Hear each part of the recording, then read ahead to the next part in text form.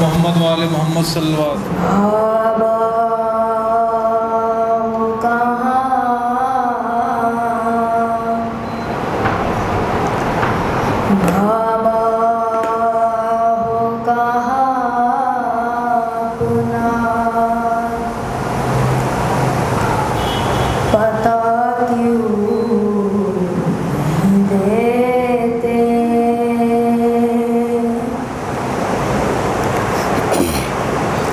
مقتل سے سکینہ کو صدا کیوں نہیں دیتے؟ بابا ہو کہاں، آجا میری مظلوم سکینہ میری آجا، آجا میری مظلوم سکینہ میری آجا، پھر حلقے بریدہ سے صدا کیوں نہیں دیتے؟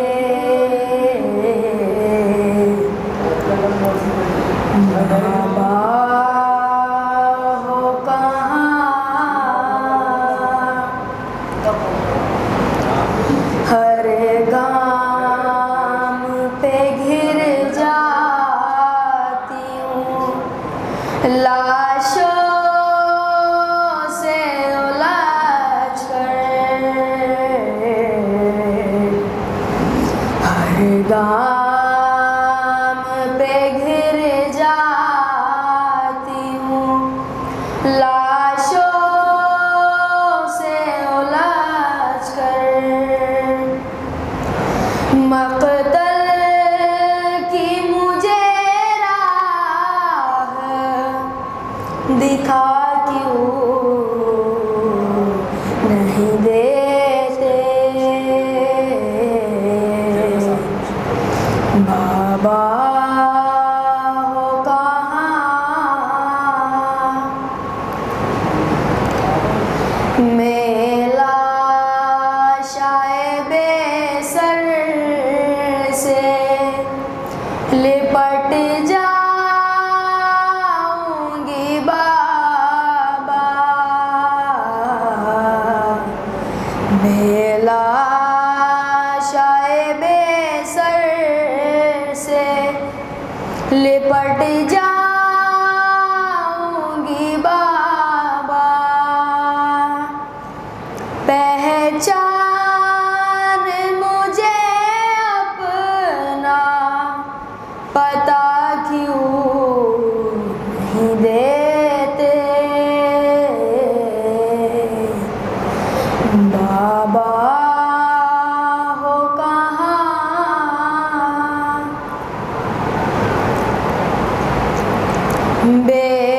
غسل و کفن خاک پہ سب دیکھ رہے ہیں، بے غسل و کفن خاک پہ سب دیکھ رہے ہیں، لاشوں کو تہ خاک چھپا کیوں نہیں دیتے، بابا ہو کہاں،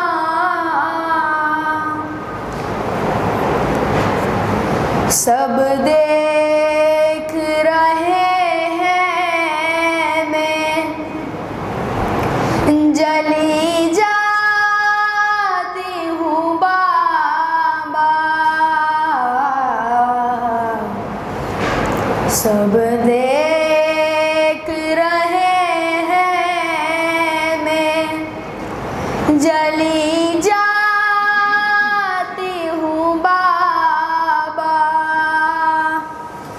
دامن کی میرے آگ بجھا کیوں نہیں دیتے،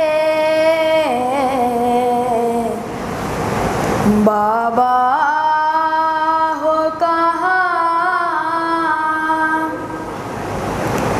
چھینے ہیں لعینوں نے میرے کانوں سے گوہر، چھینے ہیں لعینوں نے میرے کانوں سے گوہر، امّو کو میرے اتنا بتا کیوں نہیں دیتے،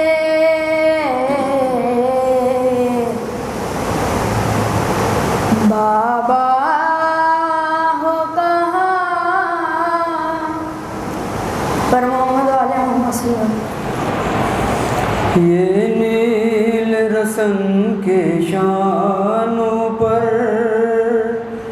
یہ خاک بلا میرے بالوں پر، یہ نیل رسن کے شانوں پر، یہ خاک بلا میرے بالوں پر، نانا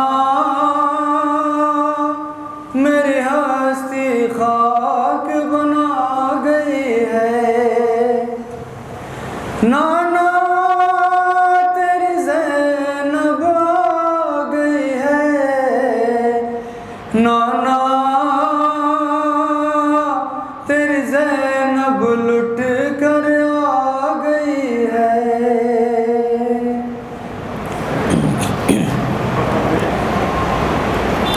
کرتی ہوں سوال یہ اب تم سے، بے پردہ کبھی دیکھا تھا مجھے، کرتی ہوں سوال یہ اب تم سے، بے پردہ کبھی دیکھا تھا مجھے، نانا زینب کردار کام آ گئی ہے، نانا تیری زینب آ گئی ہے، نانا تیری زینب لٹ کر آ گئی ہے،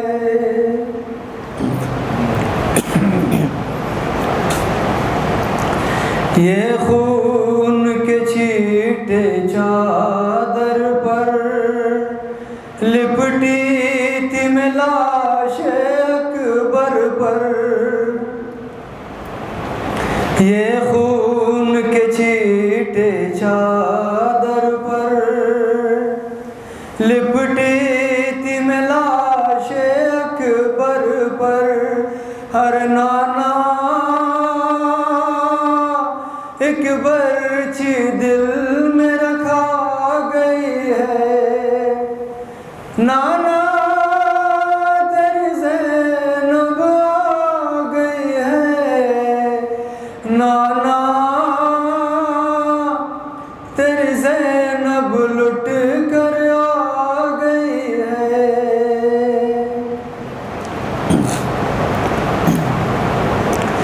نیند آتی نہ تھی جس بچی کو کہتی تھی پھوپھی اب گھر کو چلو نیند آتی نہ تھی جس بچی کو کہتی تھی پھوپھی اب گھر کو چلو ہر نانا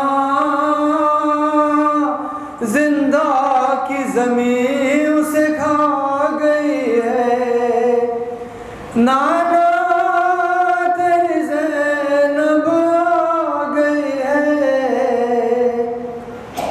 نانا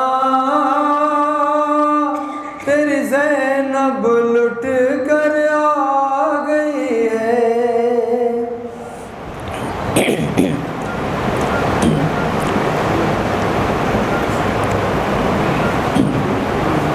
حلقے جو پڑے ہیں آنکھوں میں خون روتی رہی ہوں راہوں میں حلقے جو پڑے ہیں آنکھوں میں خون روتی رہی ہوں راہوں میں نانا یوں موت میری گھبرا گئی ہے نانا تیری زینب آ گئی ہے نانا تیری زینب لٹ کر آ گئی ہے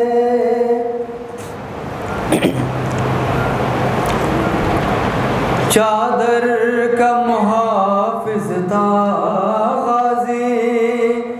تصویر تھا میرے بابا کا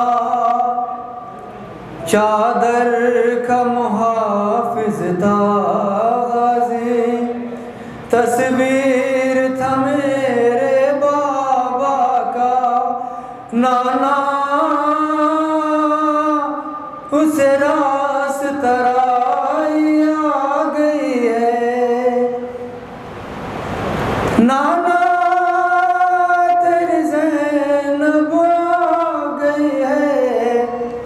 نانا تیری زینب لٹ کر آ گئی ہے درباروں میں بازاروں میں تیرے دین کی آن بچا گئی ہے نانا تیری زینب لٹ کے آ گئی ہے محمد علیہ محمد صلی اللہ علیہ وسلم یہ زمین آسماں حسین سے ہے یہ زمین آسماں حسین سے ہے رونق دو جہاں حسین سے ہے یہ زمین آسماں حسین سے ہے رونق دو جہاں حسین سے ہے مصلی حسین سے آباد مسجدوں میں اذاں حسین سے ہے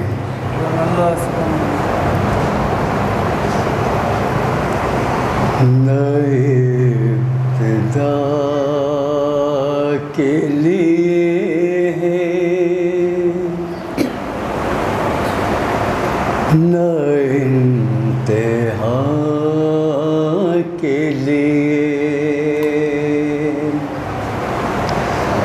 نئے ابتدا کے لیے ہے نئے انتہا کے لیے. یہ کائنات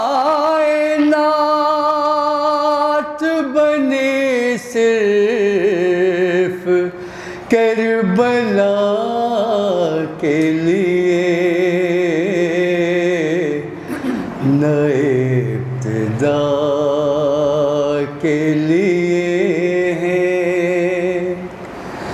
نہ انتہا کے لیے.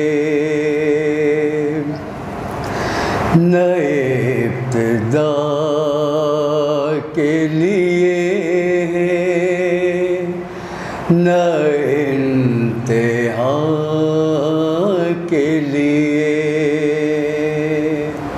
نہ ابتدا کے لیے ہے نہ انتہا کے لیے. نہ ابتدا کے لیے ہے نہ انتہا کے لیے. یہ کائنات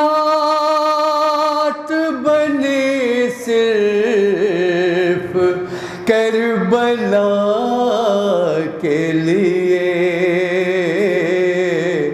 نہ ابتدا کے لیے ہے نہ انتہا کے لیے. پلے اہل فلک تیری روٹیوں کے تحفے. پلے اہل فلک تیری روٹیوں کے تحفے. یہ سر جھکائے ہوئے ہیں تیری عطا کے لیے.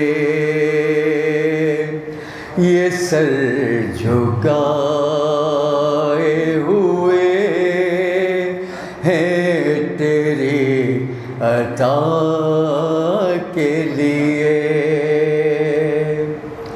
یہ کائنات بنی صرف کربلا کے لیے.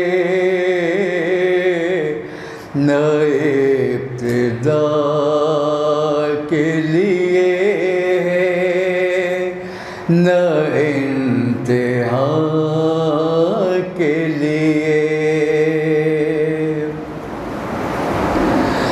کہاں یہ حرن کے تقدیر آج بدلے گی. کہاں یہ حرن کے تقدیر آج بدلے گی. کہاں یہ حرن کے تقدیر آج بدلے گی. ذرا سا کام ہے یہ شاہ کربلا کے لیے. ذرا سا کام ہے یہ شاہ کربلا کے لیے.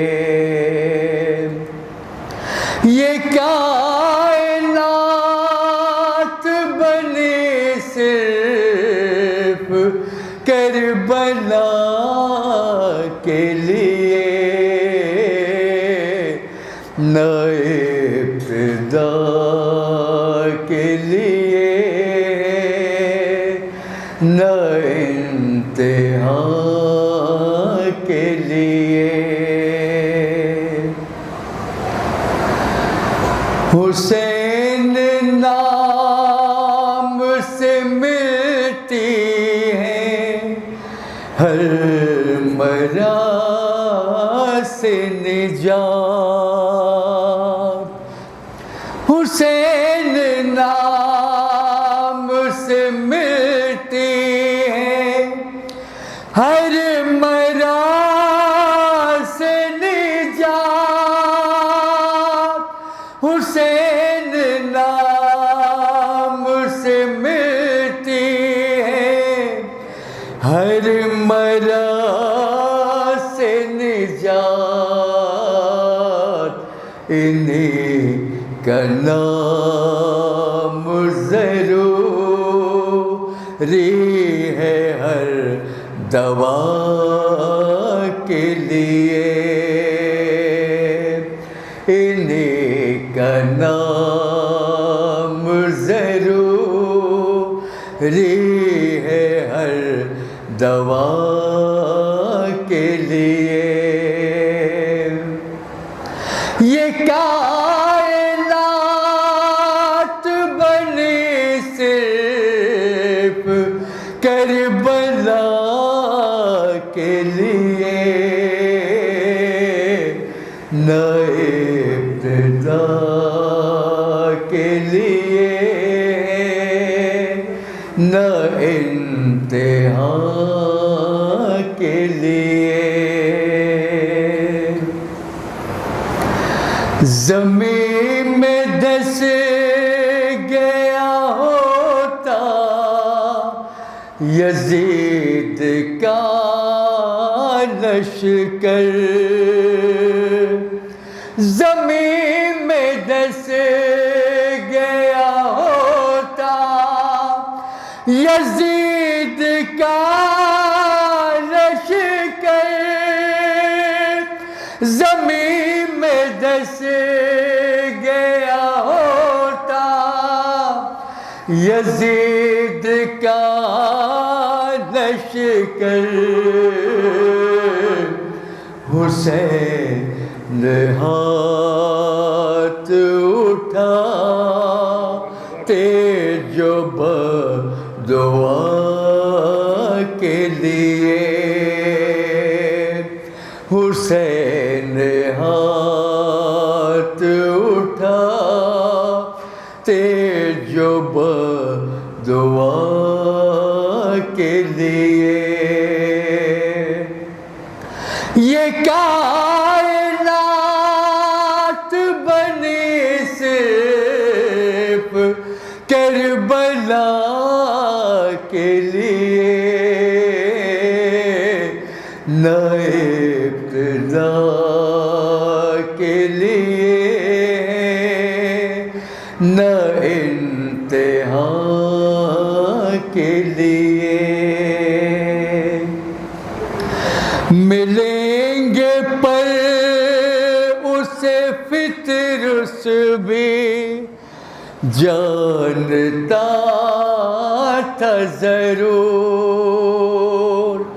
ملیں گے پر اسے فطرس بھی جانتا تھا ضرور. ملیں گے پر اسے فطرس بھی جانتا تھا ضرور.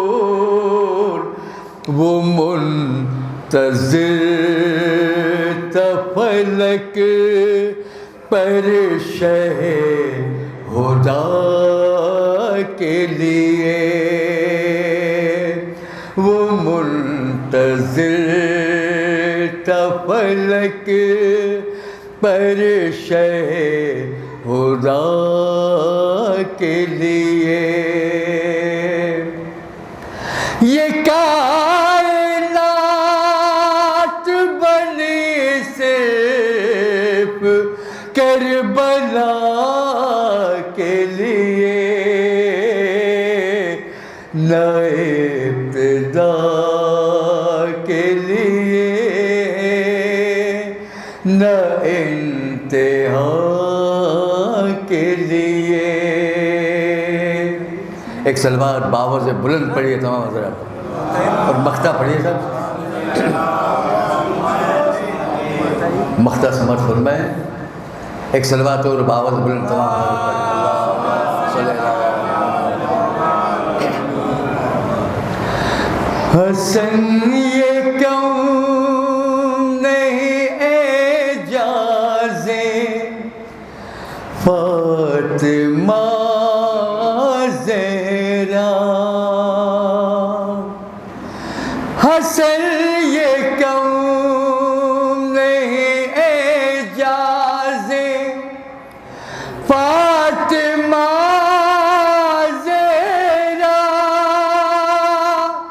حسن یہ کون نہیں اعجازیں فاطمہ زہرا. ہمیں پسند کیا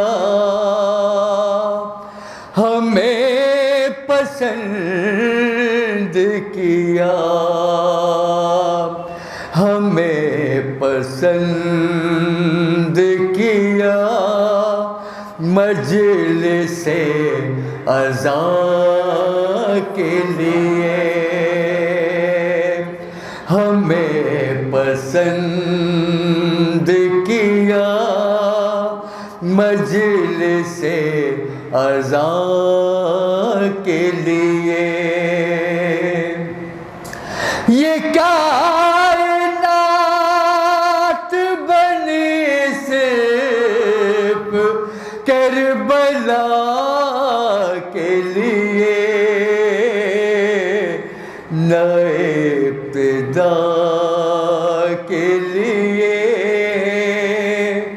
نہ انتہا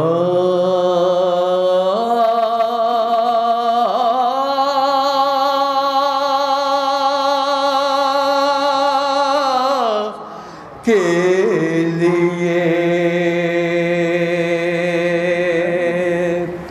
بر محمد وال محمد باور سے بلند صلوات. ایک مطلب چند اشعار کہ اپنی آنکھوں کو گناہوں سے بچایا جائے. اپنی آنکھوں کو گناہوں سے بچایا جائے. حکم رب جو ہے وہی دیکھا دکھایا جائے. حکم رب جو ہے وہی دیکھا دکھایا جائے. وہ عمل ایسا کہ اللہ کہے بن محشر میں. وہ عمل ایسا کہ اللہ کہے محشر میں میرا تابع ہے اسے خلد میں بھیجا جائے. میرا تابع ہے اسے خلد میں بھیجا جائے. وہ عمل ایسا کہ اللہ کہے محشر میں میرا تابع ہے اسے خلد میں بھیجا جائے. بطور خاصیت کہ میرا کردار ہو ایسا کہ کہے میرا امام. میرا کردار ہو ایسا کہ کہے میرا امام. میرے عاشق کو میرے پاس میں رکھا جائے. میرا کردار ہو ایسا کہ کہے میرا امام. میرے عاشق کو میرے پاس میں رکھا جائے. او ہوں گناہگار بہت یہ تو حقیقت ہے مگر. ہوں گناہگار بہت یہ تو حقیقت ہے مگر. تو بتا تیرے سوا کس کو پکارا جائے. تو بتا تیرے سوا کس کو پکارا جائے. میرا کردار ہو ایسا کہ کہے میرا امام. میرے عاشق کو میرے پاس میں رکھا جائے. لہد میں خود علی آ کر کہیں گے غم شبیر میں رویا ہوا ہے. اسے آرام کرنے دو فرشتوں غلام پنجتن سویا ہوا ہے. بس محمد والے محمد صلی اللہ.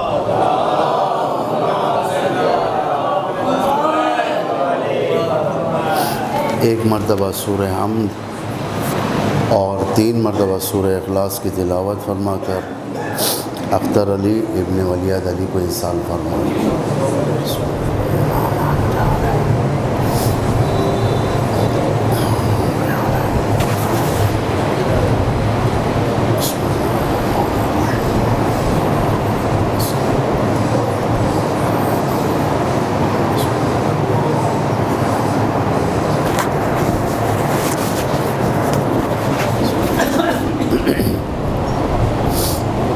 باللہ من الشیطان الرجیم بسم اللہ الرحمن الرحیم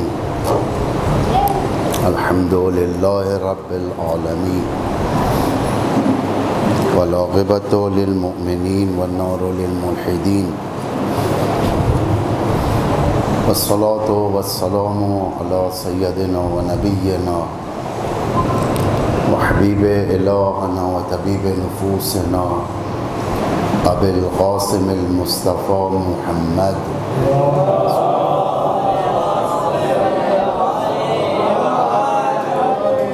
وعلی آلہ الاطیبین الاطہرین المنتجبین المطہرین المعصومین المظلومین الہداة المہدیین والہماة المستضعفین لا سیما بقیت اللہ فی الارضین ولعنت اللہ علی اعدائهم من الان الی یوم الدین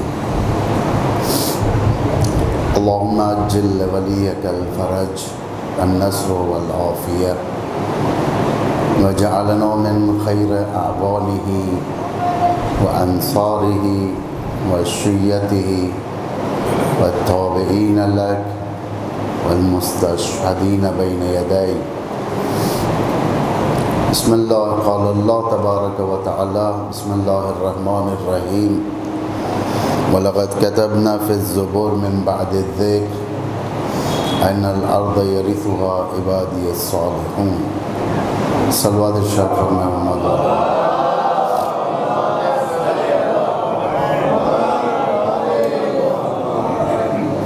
مجلس ایصال ثواب کے لیے برسی کی مجلس ہے اور ایام مہدوی جس کے اندر مومنین کے قلوب میں آنے والا آئندہ کافی عدالت والا اور سکون والا، جس وقت ساری زمین ظلم و جور سے بھر چکی ہوگی، مومنین کے دل میں ایک توقع رہے گی، مومنین کے دل اس بات سے سکون میں رہیں گے کہ ہمارا ولی معصوم ایک حکومت کو قائم کرنے والا ہے۔ اسے کہتے ہیں اطمینان قلب۔ جو آپ دعا پڑھتے ہو، دعائے غریق، چھٹویں امام نے تعلیم فرمائی ہے۔ جب کسی نے امام کی زبان سے آخر الزمان کے بارے میں، اس کے حالات کے بارے میں دریافت کیا، امام نے فرمایا کہ آخر الزمان سخت ہوگا اور سارے حالات بیان فرمائے، تو زرارہ نے پوچھا کہ فرزند رسول، اس زمانے میں جب کہ پرآشوب ظلم و جور کا زمانہ ہوگا تو ہمارے لیے کیا ہدایت ہے آپ کی طرف سے؟ امام فرماتے ہیں کہ دعائے غریق پڑھو۔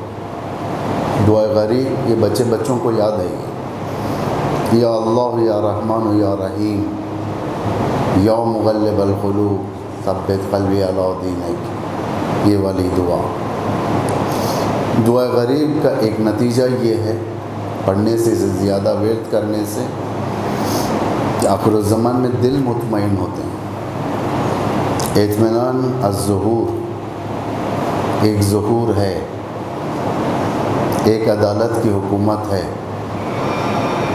ایک پاک زندگی ہے، حیاتاً طیبہ ہے، جس میں سارے دنیا کے اندر عدل و انصاف سے بھر دیا جائے گا۔ اس کے نتیجے یہی ہوتے ہیں، جب ساری دنیا پرآشوب ہوگی، دل دھڑک رہے ہوں گے، کسی کے جان کی قیمت نہیں ہوگی، کبھی بھی کچھ بھی حادثہ ہونے کا امکان ہوگا، دشمن زیادہ گھیرا ہوا ہوگا، اس وقت مومن تنہا ہو جائے گا، جس کے اندر دعا ہے جسے ندا دی جاتی ہے. ندا یہ دی جاتی ہے قلت شیعتنا کثرت عدونا، کہ ہم لوگ بہت کم ہیں، ہمارے دشمن بہت زیادہ ہیں. یہ دعا کافی یعنی آواز دینا جسے کہا جاتا ہے. اگر میں کہوں ندبہ، دعائے ندبہ الگ ہے. ندبہ یعنی گڑ گڑانا، جس میں ہے کہ آپ کہاں ہوں، بے غیبت بے فقد نبینا، کہ نبوت نہیں ہے، بے غیبت ولینا، کہ ہمارا ولی غائب ہے. کسے یہ کیا جا رہا ہے؟ پروردگار سے. اللہم انا نشکو الیک، پروردگار ہم تجھ سے شکایت کرتے ہیں. شکایت ایک ہوتا ہے درخواست کرنا، ایک ہوتا ہے شکایت کرنا. شکایت کرتے ہیں بفقد نبینا، ہمارا نبی نہیں ہے ہمارے پاس. بغیبت ولینا، ہمارا ولی غائب ہے. بکثرت عدونا، ہمارے دشمن زیادہ ہیں. وقلت عددنا، ہم لوگ بہت کم ہیں. اللہم عجل لولیک الفرج، خدایا تو اپنے ولی کے فرج میں تعجیل فرما. یہ دعا کافی اثر کرتی ہے. عزیزو، یہ دنیا جو آپ دیکھ رہے ہو ظاہراً اس کے اندر ہر پولیوٹڈ چیز پائی جاتی ہے. غم ہے، غصہ ہے، خوشیاں ہیں، آرٹیفیشل خوشیاں ہیں. آرٹیفیشل دیکھیں زمانہ بھرا ہوا، کتنے انٹرٹینمنٹ کے لہو و لعب کے آلات ہیں، جس کے اندر دشمن کا ہدف یہ ہے کہ دنیا کو غرق کر دیا جائے، اس کے اندر لوگوں کو غرق کر دیا جائے، اپنے منجی بشریت کی طرف توجہ نہ دے، نجات دینے والے کی طرف دھیان نہ دے. آج کی دنیا یہ، میں نے اسی لیے اس کو اپنا کلام قرار دیا ہے آج، کیونکہ کل نیمہ شعبان تھی، 15 شعبان تھی، جس میں ولادت بقیت اللہ العظم ارواحنا لہ الفدا صلی اللہ علیہ وسلم.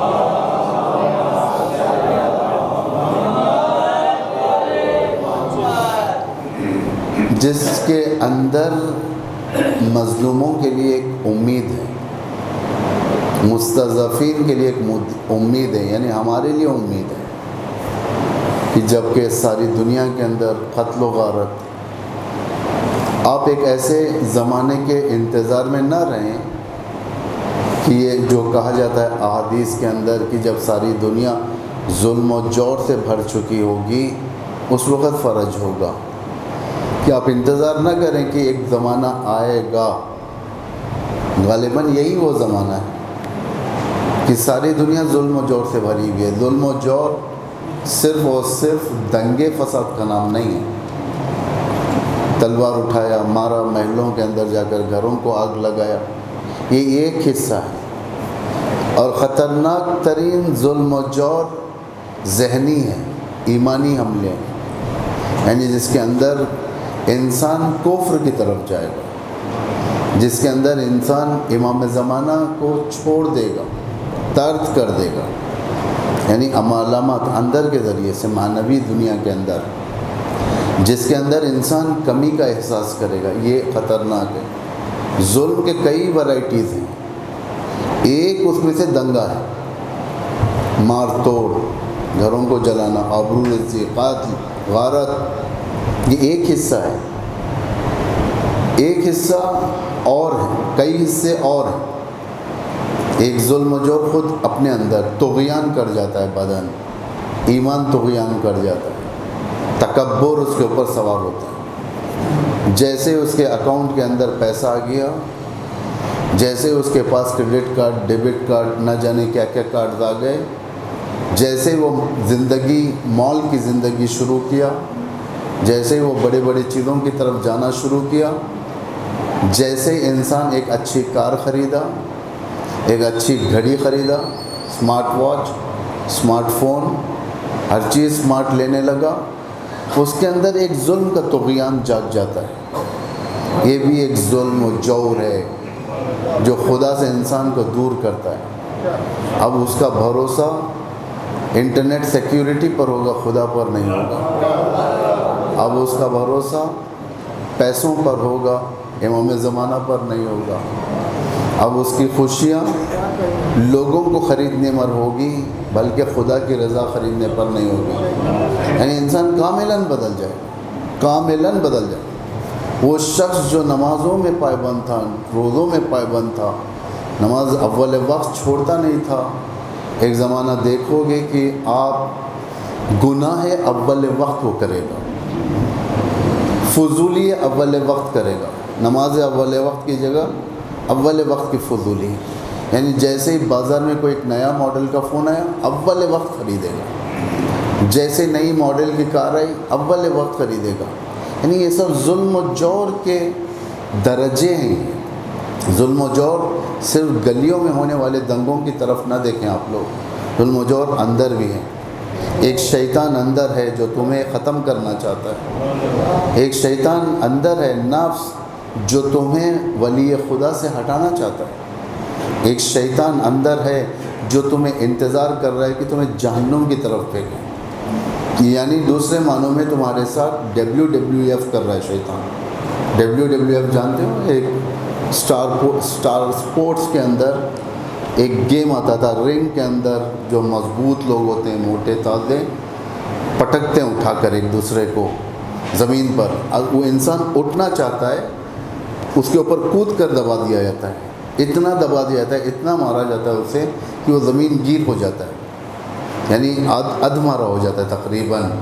شیطان تمہارے ساتھ یہی کرنا چاہتا ہے، اتنا مارے گا، اتنا مارے گا کہ تم زمین گیر ہو جاؤ، زمین گیر، اٹھنے کی طاقت نہ رہو۔ کہ انسان اٹھنا چاہتا ہے، جیسے ہی گناہ کرتا ہے انسان، ایک اچھا خاصا پاور اس کے اندر ختم ہو جاتا ہے۔ جیسے ختم، انسان ویک ہو گیا، جب انسان ویک ہوتا ہے تو اور حملے ہوتے ہیں۔ انسان جیسے خوی ہوتا ہے، حملے انسان شیطان کے اوپر کرتا ہے، خوی۔ آپ دیکھیں، آپ ایک مرتبہ اول وقت نماز پڑھیں گے، آپ کے اندر ایک انرجی پیدا ہو جائے گی۔ یہ عمل شدہ ہے، کوئی کتابوں کی بات نہیں ہے، تجربہ ہی ہے۔ ایک بار نماز پڑھیں گے آپ، انرجی پیدا ہوگی، پھر آپ چاہیں گے کہ دوسرا نیک کام کرو، تیسرا نیک کام کرو۔ جیسے جیسے آپ آگے بڑھو گے، شیطان پیچھے ہٹتے جائے گا، شیطان پیچھے ہٹتے جائے، ورنہ آخر الزمان کریٹیکل ہے۔ مسجد میں آنے والی اکثریت کی طرف حسن ظن نہیں رکھو، یہ سارے کے سارے اچھے مومن ہیں، نہیں، بلک میں ایمان بیچیں گے لوگ۔ بلک جانتے ہیں؟ سارا بلک ایک ساتھ، ایک دو نہیں، فوج کی حالت۔ آخر الزمان کی حالت یہ ہوگی کہ جس طریقے سے سورہ نصر ہے، اذا جاء نصر اللہ والفتح، اس کے بعد ورأیت الناس يدخلون فی دین اللہ افواجا، کہ تم دیکھو گے کہ فوج در فوج اللہ کے دین میں داخل ہو رہی ہے۔ تو ظہور سے پہلے یخرجون فی دین اللہ افواجا، یعنی فوج در فوج اللہ کے دین سے خارج ہو جائے گی۔ بلکہ یہ روایت کے ذیل میں کہہ رہا ہوں کہ امام معصوم فرماتے ہیں یخرج بعد غیبت و حیرت، کہ امام کا قیام کب ہوگا؟ بعد غیبت، غیبت کے بعد جو اب چل رہا ہے غیبت، و بعد حیرت، حیرت سرگردانی جسے کہا جاتا ہے، ڈسپریٹ، بے چینی، انسان بے چین ہو جائے گا، سمجھ میں نہیں آئے گا، ایسا لگے گا جانور مطمئن ہے، انسان بے چین ہے۔ جانور اپنی جگہ آرام سے رہے گا، لیکن انسان بے چین رہے گا، کس طرف جاؤں، کیا کیا حاصل کروں، کیسے حاصل کرنے کے لیے دوسروں کو ذلیل کروں، دوسروں کو اپنے راستے سے ہٹاؤں۔ بے چینی، یہ بے چینی کا نتیجہ کیا ہوگا؟ تُضِلُّ فِيهَا اقوام، جس کے اندر ایک دو لوگ گمراہ نہیں ہوں گے۔ وسیم رضوی ظاہراً آپ کے نگاہ میں ایک آدمی ہے گمراہ ہونے والا، مرتد ہونے والا۔ اگر 80s میں دیکھا جائے، 90s کے ابتدا میں، 80s میں جس وقت سلمان رشدی کے خلاف امام خمینی کا فتویٰ نکلا تھا مرتد واجب القتل، اس وقت لوگوں کو تعجب تھا کہ ایک سلمان رشدی اتنی تیزی سے دین بدل گیا، مرتد ہو گیا، خلاف میں لکھ دیا، آیات شیطانی لکھ دیا، کتاب لکھ دیا پیغمبر کے خلاف، اللہ کے آیات کی توہین کر دیا سلمان رشدی۔ اس وقت ایک تھا، اس کے بعد ایک تسلیمہ نسرین بنگلہ دیش کے اندر، اس نے توہین کیا۔ اس طریقے سے ایک دو پاکستان میں چند، ایک دو ایک ہندوستان میں آ گیا۔ لوگوں کو تعجب ہونے لگا کہ وسیم لعنتی اپنا مذہب حق کا چھوڑ کر دوسرے مذہب میں چلا گیا، مرتد ہو گیا، فلاں ہو گیا۔ تو ایک ہے یہ، لیکن آپ دیکھو گے امام فرماتے ہیں تُضِلُّ فِيهَا اقوام، پوری قوم کی قوم جائے گی۔ کسی کا ارتداد ظاہری ہے، یعنی مرتد ہونا ظاہر ہے۔ وسیم رشدی ظاہراً اپنے زبان سے کہہ دیا کہ میں مسلمان نہیں ہوں، میں شیعہ نہیں ہوں، میں مومن نہیں ہوں، میں قرآن کا ماننے والا نہیں ہوں، چیلنج کر کے بتا دیا آیات پر۔ لیکن بعض ایسی قوم ہوں گی جو باطناً مرتد ہو جائے گی، باطناً مرتد ہو، ان کا نفس انہیں مرتد کر دے گا۔ ظاہراً وہ نماز پڑھیں گے لیکن باطناً مرتد ہوں گے۔ ظاہراً روزہ رکھیں گے لوگ لیکن باطناً ان کا نفس ختم ہو چکا ہوگا، ان کے پاس کچھ نہیں ہوگا۔ کون لوگ ایمان بچائیں گے؟ لا یثبتو علی دینہ الا المخلصون، کہ اس دین پر باقی رہنے والے، ثابت رہنے والے سوائے مخلص افراد کے کوئی نہیں رہے، سوائے مخلص افراد۔ اب میں یہ جو آپ کو مقدمہ بنایا ان چیزوں کے لیے، ایک مہم ترین مطلب کے لیے میں مقدمہ بنایا۔ ظاہراً میرے خیال سے شاید آپ کی توقع یہ ہوگی کہ میں آواز نکال کر مجلس پڑھتا ہوں، تیز نہیں ہے۔ جو لوگ یہاں پر ہیں جو مجھ سے پہچانتے، میرے عادت کو جانتے ہیں، وہ جانتے ہیں کہ میرا طریقہ بات کرنے کا طریقہ ہوتا ہے، اور میں پوائنٹس لکھ کر لاتا ہوں تاکہ میں بات کرتے وقت کچھ ریفرنس میں سامنے رکھوں، تاکہ مطمئن ہو دل کسی کا۔ اگر امام زمانہ سے واقف ہو کرنا چاہ رہا انسان،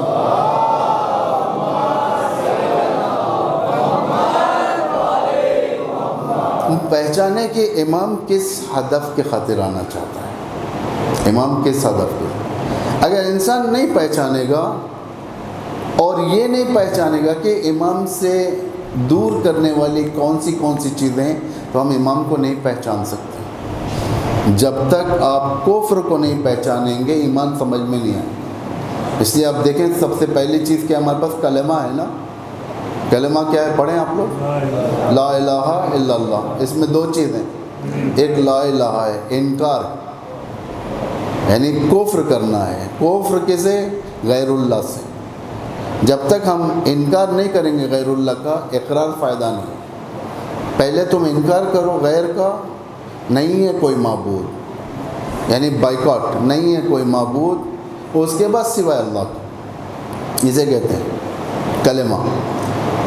آیت الکرسی یاد ہے آپ لوگوں کو، فَمَن يَكْفُرْ بِالطَّاغُوتِ وَيُؤْمِن بِاللَّهِ، ہے نا۔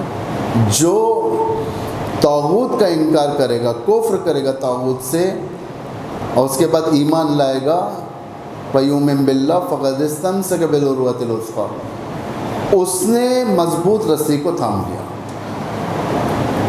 امام زمانہ کو اگر آپ کو پہچاننا ہے، امام زمانہ کے ظہور کو اگر آپ کو پہچاننا ہے، امام زمانہ کے مینیفیسٹ کو اگر آپ کو پہچاننا ہے، ان کی حکومت کی شکل کو پہچاننا ہے، تو پہلے ان کے دشمنوں کے سازشوں کو پہچاننا ہوگا، ورنہ سمجھ میں نہیں آئے گا۔ روایت میں ہے کہ آخر الزمان میں اتنا تیزی کے ساتھ دشمن نفوذ کرے گا کہ لوگوں کے وجود کے اندر دشمن کے آثار نظر آئیں گے، روایتوں میں ہی ہے۔ اسے ہم کو ہضم کرنا پڑے گا، ورنہ امام کا برنامہ ہمیں سمجھ میں نہیں آنے والا. عزیزوں، سب سے بڑا دشمن شیطان، اس بات کو آپ تسلیم کرتے ہو. آخر الزمان میں شیطان سارے ہتھیار ویپنز کم ملائے گا. کتنا تجربہ ہے شیطان کے پاس؟ کافی ایکسپیرینس. آدم کے زمانے میں شروع کیا اس نے. آدم سے پہلے جو جنگ شروع کی تھی بشریت کے خلاف، آج تک یہ جنگ چل رہی ہے. آدم کے زمانے سے لے کر آج تک کتنے سال ہوئے؟ کوئی بتا سکتا ہے کتنے سال ہوئے؟ ایگزیکٹ تو نہیں بتا سکتا کوئی، لیکن حدود جو بتا سکتے ہیں وہ یہ ہیں کہ 11,000 سال تک کا اب تک زمانہ گزرا. 11,000 سال دنیا کے، یعنی آدم کے خلقت سے لے کر اب تک. کافی جنگیں اسی وقت سے شروع ہو گئی تھی. پہلی جنگ یہ تھی کہ خدا کے مقابل میں. خدا کے مقابل میں نہیں آیا ہے شیطان، حکم الہی کے مقابل میں آیا. حکم الہی، خدا نے کہا سجدہ کر، شیطان نے کہا میں تیرا سجدہ کروں گا، اس کا نہ، بشر کا نہ، تیرا کروں گا. یہاں پر خدا کو بھی شوق نہیں ہے کسی بشر کا سجدہ کروانا. یہاں پر مسئلہ حکم کا ہے، اللہ کے حکم کا ہے، اطاعت کا مسئلہ ہے. شیطان نے انکار کیا. بس پہلی چیز. دوسری چیز، بشر کے اوپر اب خود شیطان آزمائش کر رہا ہے. یعنی پہلے آدم کامیاب ہو گیا. شیطان آدم، اللہ نے کہا کہ فلاں درخت کے نزدیک نہ جانا، شیطان بہکانے میں کامیاب ہوا. آدم کو اور ان کی زوجہ کو اس درخت تک بھیج دیا. یعنی آدم نے شیطان کی بات سن لی، وہ غلط قسم کھایا تھا، جھوٹ کہا تھا، یہ سب چلے گئے. یعنی اس زمانے کی یوں کہا جائے کہ بالی ووڈ اور ہالی ووڈ، انسان چلے جاتا ہے، بہکاوے میں آ جاتا ہے. اس کے بعد دوسرا جو تجربہ تھا شیطان کا اور خطرناک تھا. دوسرا تجربہ وہ کون سا تھا؟ دوسرا تجربہ قتل. زمین کے اوپر پہلا مرڈر کس کا تھا؟ قابیل کا. قابیل نے کیا تھا. یہ پہلا مرڈر انسان کو کوئی سبق نہیں سکھایا کہ لاش کے کہاں پر ٹھکانے لگانا ہے. کسی کو معلوم نہیں تھا. لاش پڑی ہوئی ہے حابیل کی. قابیل دیکھ رہا ہے کہ کیا کرنا چاہیے اس کے ساتھ. اب یہ کیا ہو گیا ہے، یہ بدن سے کیا نکل رہا ہے، خون جو نکل رہا تھا یہ کیا نکل رہا ہے، اسے کچھ نہیں معلوم تھا. مرڈر نہیں معلوم تھا انسان کو. شروع کے شیطان کا ہتھیار تھا.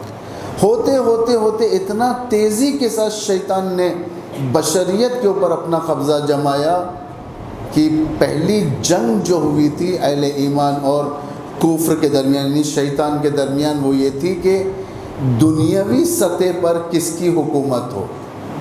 توجہ کریں آپ لوگ، یہاں بور لگیں گا تھوڑا، لیکن تھوڑا میرے ساتھ چلنا ہوگا کیونکہ مجھے بعض فیکٹس آپ کے سامنے، حقیقتیں لانا ہے جو اس دنیا سے ربط ہیں اور امام زمانہ کے ظہور سے ربط ہیں. شیطان گیا ایک ایسے مقام پر پہنچی بشریت جہاں پر دنیا میں 100% کفر چھا گیا تھا، 99% کفر تھا، 1% اہل ایمان. وہ کون سا زمانہ تھا آپ لوگوں کو معلوم ہے؟ کون سا زمانہ؟ حضرت نوح کا زمانہ ہے نا. نوح کا زمانہ کیا ہوا تھا؟ نوح کے زمانے میں 99.9% کفر. یہ سارے کے سارے شیطان کی پرستش میں چلے گئے تھے. خدا کی بندگی میں صرف اور صرف 84 لوگ تھے، 84. حضرت نوح کے 950 سال کی جو خدمت تھی، جس کے اندر آپ نے صرف 84 لوگوں کو بے ایمان بنایا تھا. اگر ایوریج دیکھا جائے تو ہر 14 سال میں ایک مومن بنائے. دوسری طرف بالک میں شیطان کی طرف، بالک میں کفر جہانی کی طرف. اس سورہ نوح کے ذریعے سے آپ اندازہ لگا سکتے ہو، جو حضرت نوح کا سورہ قرآن کے اندر اس میں دیکھیں کیا بات بنی جو طوفان آنے لگا وہاں پر۔ آخر کیا کیا تھا؟ حضرت نوح فرماتے ہیں کہ اپنے پروردگار سے خدایا انک ان تذرہم یضلوا عبادک، خدایا اگر تو انہیں چھوڑ دے گا یعنی کفر کو تو یہ لوگ تیرے بندوں کو گمراہ کر دیں گے۔ اس کے بعد کیا فرمایا؟ وَلَا يَلِدُ إِلَّا فَاجِرًا كَفَّارًا، یہ قرآن کی آیت ہے، سورہ نوح کی آیت، جس کے نتیجے میں فرہنگ یہ ہو جائے گا کفر تولید ہوں گے، یعنی ولادتیں جو ہوں گی کفر کے فرہنگ پر ہوں، فرہنگ۔ اور یہاں پر دیکھیں جس آیت کو میں نے عنوان کلام قرار دیا وہ یہی تھا، وَلَقَدْ بَعَثْنَا، ایک صلوات پڑھیں محمد والے محمد، وَلَقَدْ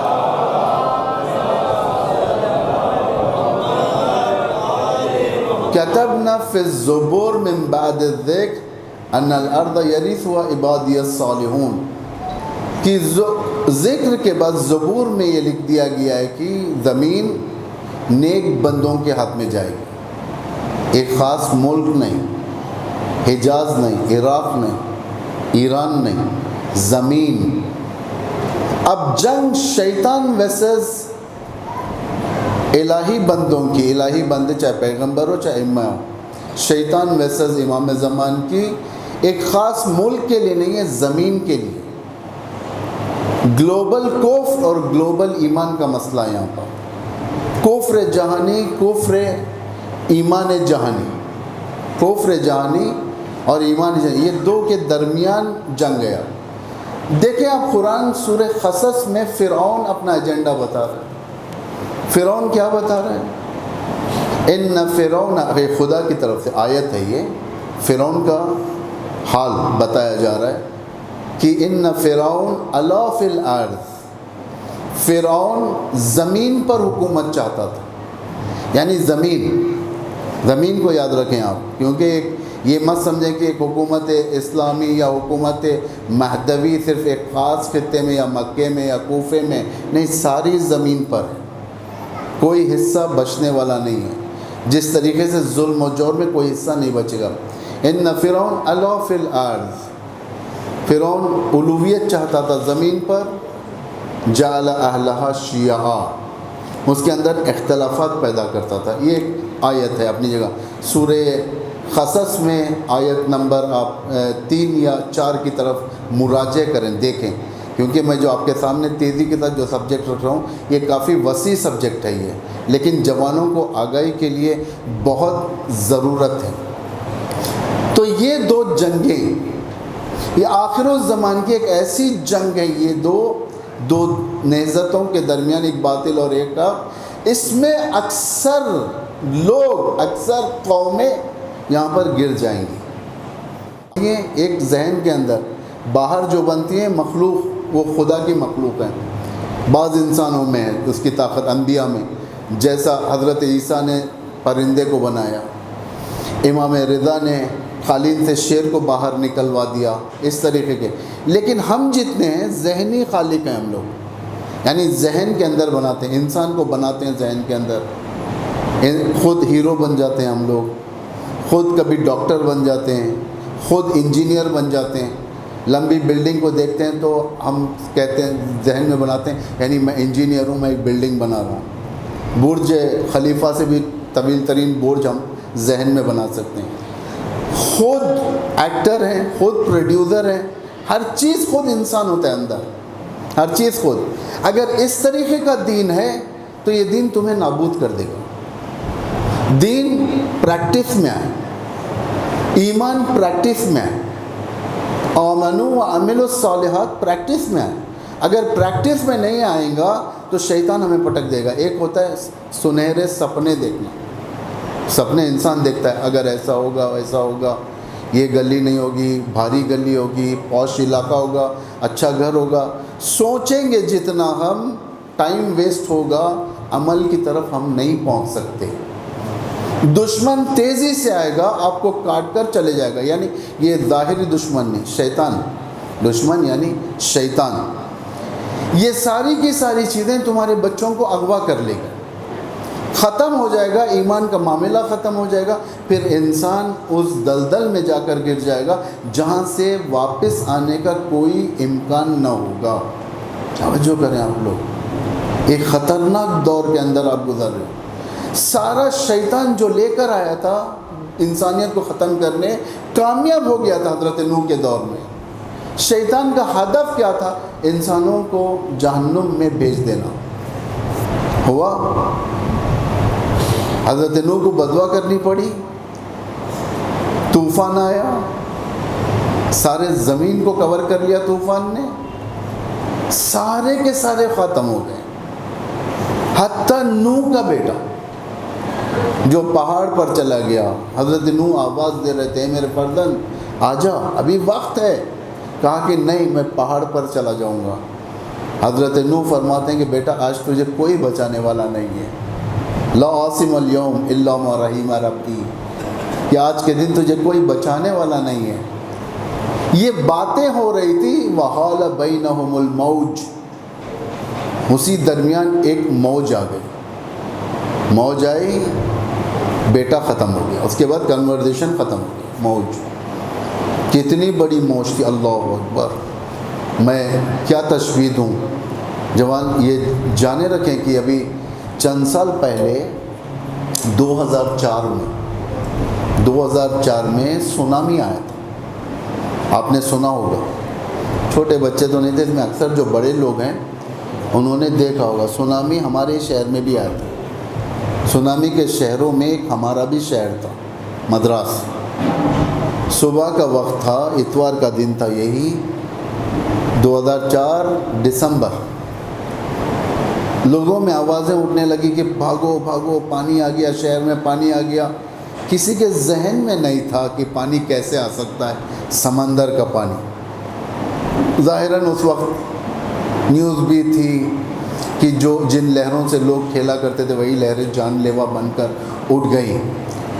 بعد میں پتہ چلا کہ سونامی ایک سمندر کی ایک بڑی لہر جس کی ہائٹ تقریباً 24 یا 25 میٹر، جس کی ہائٹ 25 میٹر کسے کہتے ہیں آپ لوگ جانتے ہو کتنی لمبی ہائٹ ہے یہ، اور جو رفتار تھا 800 کلومیٹرز پر آور کا رفتار۔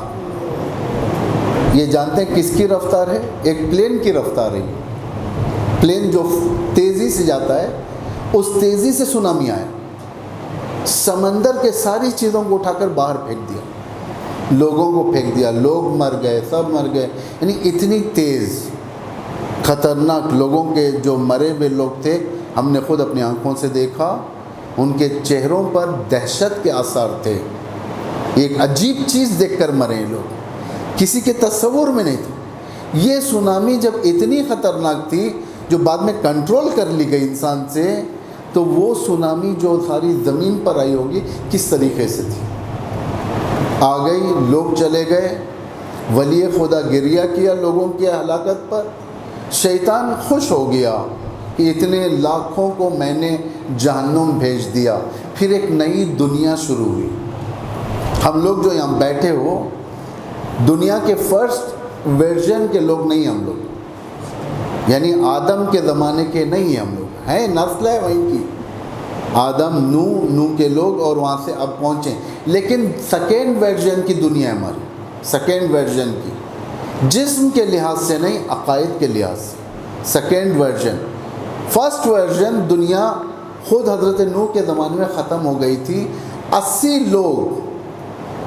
لوگ جو کشتی کے اندر تھے ان سے آج نسل بڑی ہے، 80 لوگ، جسے خدا نے قرآن میں ذریہ کہہ کر پکارا ہے۔ ذریہ یعنی اولاد۔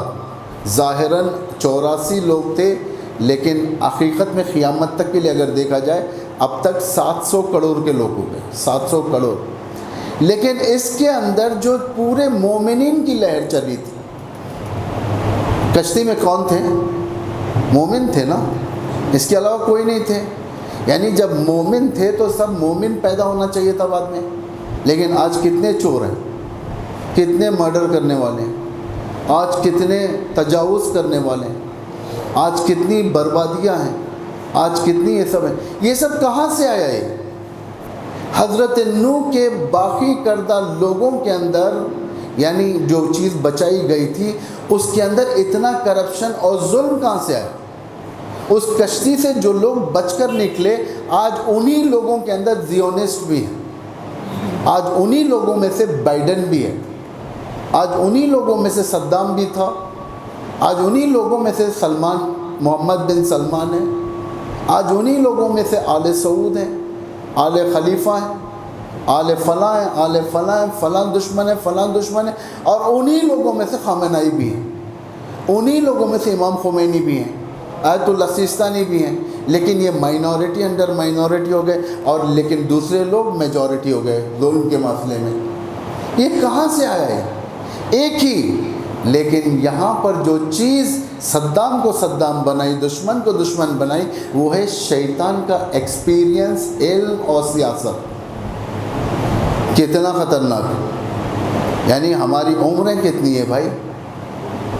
بہت سے بہت ہماری عمر 80 سال نہیں پہنچتی، شیطان کے تو 80 سال ہمیں معلوم نہیں کب گزر گئے، سینکڑوں ہزاروں سال شیطان زندگی کر رہا ہے، ہزاروں سال کا ایکسپیرینس ہے اس کے پاس، تو ظاہر بات ہے ہم لوگوں کو بہکانا اس کے لیے آسان ہے،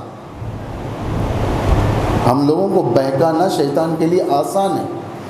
وہ جانتا ہے کہ سارے لوگوں کو گمراہ کرنے کے لیے ایک ایسی نہضت چلاؤ، ایک ایسا اسلحہ لے کر آؤ جس سے لوگ جلد از جلد گر جائیں، تیزی کے ساتھ گریں، جہنم کی طرف گریں۔ توجہ کریں آپ لوگ، کوئی معمولی بات نہیں ہے، آج ہم کو احساس نہیں ہے۔ ذرا پوچھو یمن والوں سے، پوچھو فلسطین والوں سے، پوچھو وہاں کے لوگوں سے جہاں پر ظلم ہو رہا ہے، اور ان لوگوں سے پوچھو جو بالخصوص ظلم معنوی میں شکار ہیں، گندگی میں شکار ہیں، چوری، جھوٹ، فریب، نفس کی غلامی، فحشا، یہ سب کہاں سے آئے؟ یہ کون سا سسٹم ہے؟ یہ شیطانی سسٹم ہے، جسے دنیا کا خطرناک ترین ہتھیار جو شیطان آخر الزمان میں استعمال کرے گا، کس لیے؟ امام سے دور کرنے کے لیے، کیونکہ شیطان کا زور نہیں چلتا کہ وہ امام پر حکومت کرے، شیطان کا زور نہیں چلتا۔ شیطان کیا کرتا ہے؟ امام کے نزدیک والوں کے اوپر حکومت کرتا ہے۔ کبھی آپ نے سنا کہ شیطان نے کسی امام کو شکست دیا ہے؟ کبھی آپ نے سنا شیطان نے کسی نبی کو شکست دیا ہے؟ نہیں چلتا۔ تو کیا کرے گا؟ اس امام کی جو نزدیک ترین گروہ ہے اس کے اوپر حملہ کرے گا، جسے شیعہ کہا جاتا ہے۔ یہ قرآن کی بات ہے، یہ سورہ قصص میں حضرت موسیٰ جس وقت اپنے شہر تشریف لائے، دیکھا کہ وہاں پر دو لوگ جنگ کر رہے تھے، لڑ رہے تھے، لڑاکو ایک تھا، اس میں سے ایک شیعہ تھا، ایک فرعونی تھا۔ جیسے ہی اس شیعہ نے اپنے امام کو دیکھا، موسیٰ کو دیکھا، کہا کہ موسیٰ آؤ مجھے بچاؤ، اس دشمن سے بچاؤ مجھے۔ موسیٰ تیزی کے ساتھ آئے اور دشمن کو اسے ہٹایا۔ جب جنگ زیادہ ہوئی، لڑائی زیادہ ہوئی، موسیٰ نے ایک تماچا مارا، ایک پنچ مار دیا کہ وہ فرعونی گر گیا، واصل جہنم ہو گیا، شیعہ بچ گیا۔ جب شیعہ بچ گیا، وہ چلا گیا، دوسرے دن پھر وہی سین کریٹ ہوا شہر کے اندر۔ وہ شیعہ پھر جب موسیٰ کو دیکھا کہنے لگا موسیٰ آؤ مجھے بچاؤ، مجھے بچاؤ۔ موسیٰ کو تعجب ہوا، بھائی یہ تو میرا چاہنے والا رہ کر روزانہ کسی سے جھگڑا کر رہا ہے۔ تنبیہ کرتے ہوئے آگے گئے، وہ سمجھا کہ موسیٰ مجھے مارنے کے لیے آ رہے ہیں۔ آواز دیا، اے لوگوں سنو، کل جس شخص نے قتل کیا تھا وہ یہی وہ موسیٰ ہے جو فلاں کو قتل کیا تھا، آج مجھے قتل کرنا چاہتا ہے۔ یعنی ایک شیعہ اپنے امام کو پھنسا دیا دشمن کے سامنے۔ اس کے بعد کیا کہتے ہیں حضرت موسیٰ؟ ھذا من عمل الشیطان، کہ یہ شیطان کا عمل ہے۔ کیونکہ زور شیطان کا امام پر نہیں چلتا تو شیعوں کے ذریعے سے امام کو خطرے میں لاتا ہے۔ توجہ کریں آپ لوگ، زور نہیں چلتا اس کا شیطان کا، تو کیسے زور چلائیں؟ نزدیک والے لوگوں سے۔ پیغمبر پر شیطان کا زور نہیں چلا تو کس کے ذریعے سے پیغمبر کو ستایا؟ نزدیک والے لوگوں سے۔ علی ابن ابی طالب پر کسی شیطان کا زور نہیں چلا تو کس کے ذریعے ستایا؟ نزدیک والے لوگوں سے، خوارج بنا کر، دیندار بنا کر، یعنی ایسا دیندار بنایا کہ لوگوں کو شک ہونے لگا کہ علی دیندار ہیں یا یہ لوگ دیندار ہیں، نہیں خوارج۔ نزدیک والوں پر زیادہ اثر کرتا ہے شیطان۔ امام زمانہ کو اگر رلانا ہے تو شیطان امام زمانہ کو خود قتل کر کر لوگوں کو نہیں رلائے گا، ہم کو بہکا کر امام کو رلائے گا۔ روایت میں ہے نا، اگر ہم سے کوئی غلطیاں ہوتی ہیں، گناہ ہو جاتا ہے، امام ہم پر روتا ہے، یعنی ہم نے رلایا۔ کس نے کھیلا ہم پر؟ شیطان نے کھیلا۔ من عمل الشیطان، آخری زمانے کا خطرناک ترین ہتھیار ہے شیطان۔ یہ کس کے ذریعے سے؟ دجال۔ دجال کون ہے؟ دجال اگر بات کیا جائے، میں پہلے بھی بیان کر چکا ہوں، اہل سنت نے لکھا کہ ایک فرد ہے، یعنی ہر چیز جو ان کی کتابوں میں فرد کے اوپر منحصر ہے۔ امام زمانہ فرد پیدا ہوں گے، دجال پیدا ہوگا، یہ ہر مختلف مذہب والے الگ الگ چیزیں بیان کرتے ہیں۔ لیکن شہید باقر الصدر اپنی کتاب میں لکھتے ہیں دجال شیئون، ایک چیز ہے، امرون ایک چیز ہے، یعنی سسٹم ہے جس کی ایک آنکھ ہوگی۔ انسان کو تو ایک آنکھ نہیں ہوتی، پیشانی پر ایک آنکھ ہوگی، جو بنایا جاتا ہے پیشانی پر آنکھ۔ خدا کی سنت تو بدلنے والی نہیں ہے، خدا کی سنت یہ دوست ہو یا دشمن، فرعون ہو یا موسیٰ، سب کو ایک چہرے سے خلق کرے گا، دو آنکھ، ایک ناک، ایک منہ، دو کان، سر، ہاتھ، الگ تو خلق نہیں کرے گا اللہ، ایسی کوئی مخلوق نہیں ہے۔ یہ جتنے مخلوقات جو بنائے جاتے ہیں، خدائی مقام جسے دیا جاتا ہے، انسان سونڈ رکھتے ہوئے، انسان بندر کی شکل میں انسان، یہ سب انسانی خلق کردہ مخلوق ہیں، یعنی تصوری مخلوقات ہیں۔ خدا نہیں خلق کرتا، خدا انسان کو ایک جیسا ہی خلق کرتا، چاہے وہ یزید ہو چاہے وہ امام حسین ہو، خلقت ایک جیسی ہوتی ہے، تو ایک آنکھ والا نہیں ہوتا۔ کیسا ہوگا؟ کافی بڑا ہوگا، اس کی غزہ پہاڑ برابر ہوگی، عالم شرق و غرب میں اس کی حکومت ہوگی، اس کا نعرہ انا ربکم الاعلیٰ ہوگا، اس کی ماں یہودن ہوگی۔ صحیح؟ یہ دجال کو ڈسکرائب کیا گیا اس طریقے سے۔ کیا حقیقت میں ایسا کوئی آدمی ہے جس کی غزہ پہاڑ برابر کی ہو؟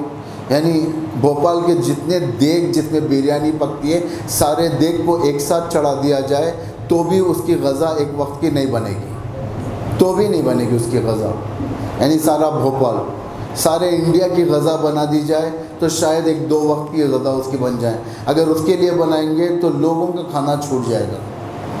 یہ غزہ کیا چیز ہے؟ یہ یہود کی ماں کسے کہتے ہیں؟ یہ شرق و غرب عالم کیا ہے؟ یہ دجال ایک آنکھ یعنی مادی نگاہ، سسٹم، صحیح فرمایا آپ نے، سسٹم، مادی نگاہ، یعنی پہاڑ برابر کی غزہ، یعنی انویسٹمنٹ۔ آپ دیکھیں، جوان ہیں آپ لوگ، گوگلز میں جا کر ٹائپ کریں ہالی ووڈ، ہالی ووڈ ٹائپ کریں، آپ کو ایک پہاڑ دکھایا دے گا، پہاڑ کے اوپر لکھا ہوگا ہالی ووڈ۔ بھائی معمولاً اگر آپ کوئی چیز، یعنی کسی کا نام لکھنا ہے، کسی چیز کا، دکان کے دروازے کے اوپر لگاؤ گے، آپ کمپنی کا نام دریا پر تھوڑی جا کر لگاؤ گے، کمپنی کے گیٹ کے اوپر لگاؤ گے، اپنے آفس کا نام آفس کے اوپر لگاؤ گے، لیکن پہاڑ پہ لگانے کی کیا مطلب ہے؟ یعنی انویسٹمنٹ۔ ایک آنکھ، مادی آنکھ، آپ ڈالر پر دیکھیں ایک آنکھ ہوگا، وی ٹرسٹ ان گاڈ، نام کا گاڈ، لیکن حقیقت میں ایک آنکھ یعنی مادی پرست۔ یہ کون سا خدا ہے؟ مادی پرست والا۔ اگر تمہارے پاس پیسہ ہے تمہارے لیے زندگی ہے، پیسہ نہیں ہے تو نہیں ہے زندگی۔ پھر اس کے بعد یہود اس کی ماں ہوگی، یہود کا سسٹم ہے۔ آج دیکھیں دنیا کے اندر یہود، کوئی ملک اس کے بغیر سانس نہیں لے سکتا، انا ربکم الاعلیٰ، اور باقاعدہ اسے ٹائٹل بھی ہے گاڈ آف اکانومی، یعنی پیسوں کا خدا۔ دنیا کا کوئی ملک اسرائیل کے بغیر سانس نہیں لے سکتا۔ بتا دیں کوئی بھی ملک کے اگر کوئی اسرائیل کی مخالفت کر دے کیا حال ہوگا اس کا؟ ہندوستان کا کیا حال ہوگا اگر مخالفت کر دے؟ دوسرے ملکوں کا کیا حال ہوگا؟ کون اس کے مقابل میں ٹھہرا ہوگا؟ یہود۔ سارے فتنے دنیا کے انہی سے ہوں گے، تخرج الیہم فتنہ، انہی سے سارے فتنے نکلیں گے۔ دنیا کی جتنی گمراہی ہے انہی سے نکل رہی ہے۔ نعرہ کیا ہے؟ انا ربکم الاعلی، میں تمہارا سب سے بڑا رب، کہ میرے سے ہٹ کر کوئی رب نہیں ہے۔ یعنی غیر از یہود جو لوگ ہوتے ہیں، یعنی ہم لوگ، میں، آپ، یا ہندو یا کرسچن یا بودھسٹ، مسلمانوں میں شیعہ ہو یا سنی، یہ ساری کی ساری انسانیت ان کی نگاہ میں حیوان ہے۔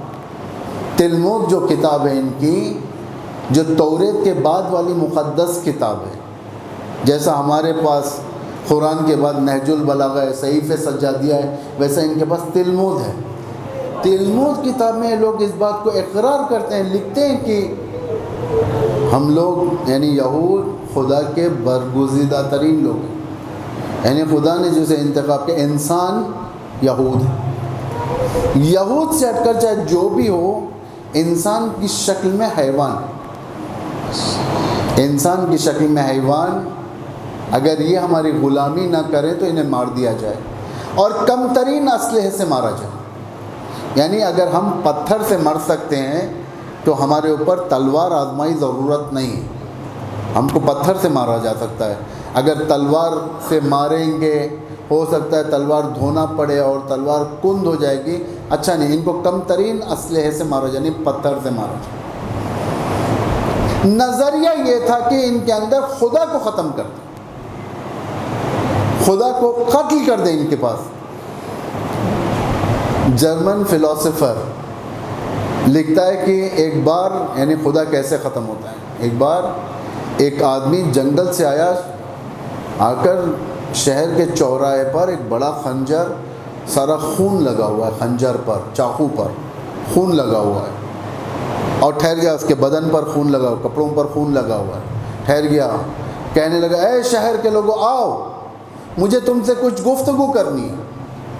سارے کے سارے جمع ہو گئے، کس کا مرڈر کر کر آئے، یہ کیا ہو چکا ہے یہ؟ جب سب آ گئے پوچھا کہ کیا بات ہے، کس کا مرڈر کیا تم نے؟ اس نے کہا کہ خوشی مناؤ، میرے اور خدا کے درمیان جنگ ہوئی اور میں نے خدا کو قتل کر دیا ہے۔ اب چاہے جو چاہے کرو، قتل کرو، زنا کرو، نعوذ باللہ شراب پیو، ہر چیز کرو، کوئی خدا نہیں اب۔ اور حقیقت میں یہ آج کی دنیا کے انسان کے اندر خدا مر چکا ہے، آج یہ حقیقت ہے، یہ خدا مر چکا ہے۔ آپ دیکھیں جب ایک موبائل سامنے آتا ہے اور خدا کو یاد کریں، کس چیز کی طرف محبت زیادہ ہے؟ موبائل سے محبت زیادہ ہے، خدا سے محبت زیادہ ہے، دنیا سے محبت زیادہ ہے، خدا سے محبت زیادہ ہے۔ یعنی خدا سائڈ لائن ہو چکا ہے انسان کی زندگی میں۔ آج خدا کی ویلیو نہیں ہے۔ آج یہ کس نے کیا؟ فرنگ کس نے بنایا؟ اسی دشمن نے بنایا، تاکہ تمہیں خدا سے پہلے سائڈ لائن کرو، خدا کے پاس سے ہٹا۔ جیسے دنگے ہوتے ہیں، کسی کو مارنا ہوتا ہے، کسی کو اسیسینیٹ کرنا ہوتا ہے، اس کے شہر میں، اس کے علاقے میں جا کر نہیں مارا جاتا ہے۔ کیا کیا جاتا ہے؟ ٹریپ کیا جاتا ہے، اسے ٹریپ کر کر گھر سے باہر لایا جاتا ہے، شہر سے باہر لایا جاتا ہے۔ جب شہر سے باہر آ جاتا ہے تو اسے اکیلا پا کر اسے مار دیا جاتا ہے۔ معمولاً زیادہ تر مرڈر اسی طریقے کے ہوتے ہیں۔ اسی طریقے سے انسان کے ایمان کو اگر مارنا ہے، سب سے پہلے خدا کی مملکت سے باہر، اور شیطان اس کے اندر کامیاب ہوا۔ کس کے ذریعے سے کامیاب ہوا؟ برین واش کے ذریعے سے، کہ انسان اپنی حیثیت سے دور ہٹائے، مادیات کی طرف لائیں، جلب توجہ کیا جائے، ان کے نظریوں کو اپنے نظریے سے ملایا جائے، انہیں سلو پوائزن دیا جائے، دنیا کا پوائزن دیا جائے۔ دھیرے دھیرے سے یہ لوگ خدا اور اس کے رسول اور اس کے اوصیاء سے دم توڑ دیں، اور شیطان انہیں اپنے ہاتھوں میں لے لے۔ آج یہی ہو رہا ہے. آج انسان ایڈریس طلب کرنا چاہتا ہے خدا کا، اسے ملنے کے لیے تیار نہیں. آج انسان چاہتا ہے کہ ایسے مقام کی طرف جائے جہاں سے خدا حاصل کرے. خدا نہیں حاصل ہوتا، اس لیے کہ خدا دلوں کے اندر مر چکا ہے. اتنا تحریف کر دیا گیا خدا کے بارے میں، اب خدا کی ویلیو ختم ہو گئی، ویلیو گھٹایا گیا. خدا کی ویلیو جتنا ہو سکے گھٹاؤ. یزید نے جو کیا تھا، یزید نے کیا کیا تھا؟ اتنا ستایا اہل البیت کو، شہید کیا، اسیر کیا، فلاں کیا، تاکہ ایک وقت وہ آ جائے لوگوں کے ذہنوں میں شک پیدا ہونے لگے کہ رسول کا بیٹا مارا گیا، خاندان کو اسارت میں لایا گیا، انہیں ذلیل کیا گیا، ہر چیز کیا گیا. خدا کیا کر رہا ہے؟ لوگ شک کریں کہ خدا ہے یا نہیں ہے. اس شک کو دور کرنے کے خاطر حضرت زینب کیا کہتی ہیں؟ ما رأیت الا جمیلا، کہ ہم نے اس کے اندر سوائے خوبصورتی کے کچھ نہیں دیکھا. یعنی اس جملے کے ذریعے سے لوگوں کو کفر سے بچایا حضرت زینب سلام اللہ علیہ نے.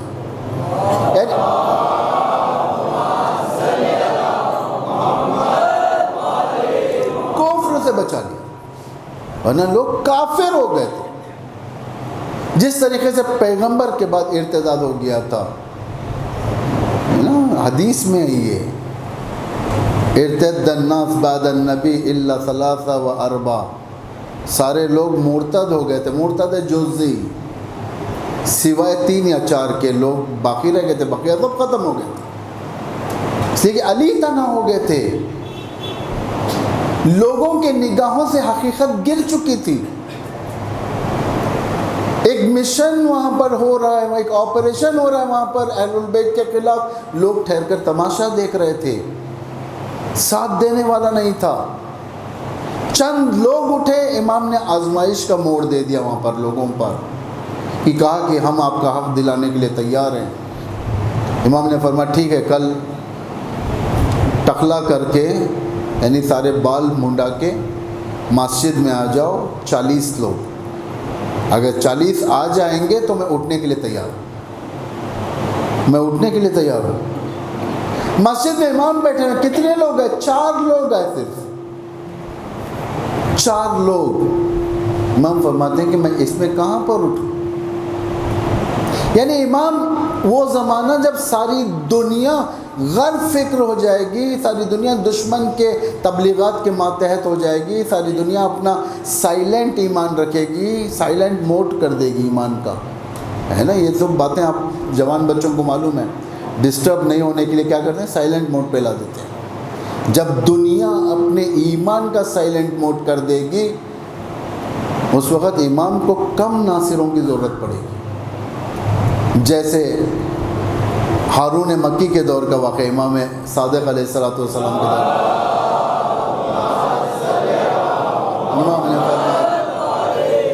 امام نے فرمایا کہ ٹھیک ہے 5 ہارون مکی جیسے لو، 5 کافی ہیں. بے ایمان، یعنی اتنے لوگ راستے سے ہٹ جائیں گے. امام ہر ایک کے ساتھ نہیں اٹھ سکتے، ہر ایک کے ساتھ نہیں اٹھ سکتے. کافی مشکل کا سامنا ہوگا. یہ مشکل وقت ہوگا جو ڈیسائیڈ کرنا ہوگا. کیوں؟ اس لحاظ سے، کس لحاظ سے لوگ ان کے فرہنگ سے ہٹ چکے ہوں گے؟ دجال کی وجہ سے. دجال کا سب سے بڑا کام یہ ہے کہ تولید فرہنگ کیا جائے، فرہنگ کو آشکار کیا جائے، اس کے فرہنگ کو. دیکھیں آج کتنا فحشہ کئی قسم کے. فحشہ سے مراد صرف آپ لوگ ایک گندگی کی طرف ذہن نہ لے جائیں. فحشہ کے سٹیجز ہیں. ادھورا حجاب وہ بھی فحشہ ہے، نامحرم سے شیک ہینڈ کرنا وہ بھی فحشہ. فحشہ کے سٹیجز ہیں. نامحرم سے ہنس کے دانتیں بتا کے بات کرنا وہ بھی فحشہ ہے. فحشہ کے سٹیجز ہیں. ہر چیز کا ایک سٹیج ہوتا ہے فحشہ. امام حسین کے زیارت میں امام جعفر صادق علیہ السلام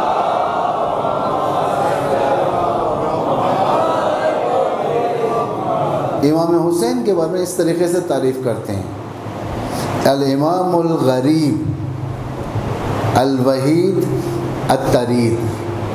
یعنی 3 صفت یہاں پر امام کے بیان کی ہیں، کافی گہرے۔ امام الغریب، جیسا کہ ہم سب جانتے ہیں، غریب امام، غریب سے مراد انڈین غریب نہیں، انڈیا کے اندر غریب یعنی وہ شخص ہے جس کے پاس پیسہ نہ ہو، اکاؤنٹ خالی ہو، جیب کے اندر پیسہ نہ ہو، اسے کہتے ہیں غریب۔ وہ امام نہیں تھے۔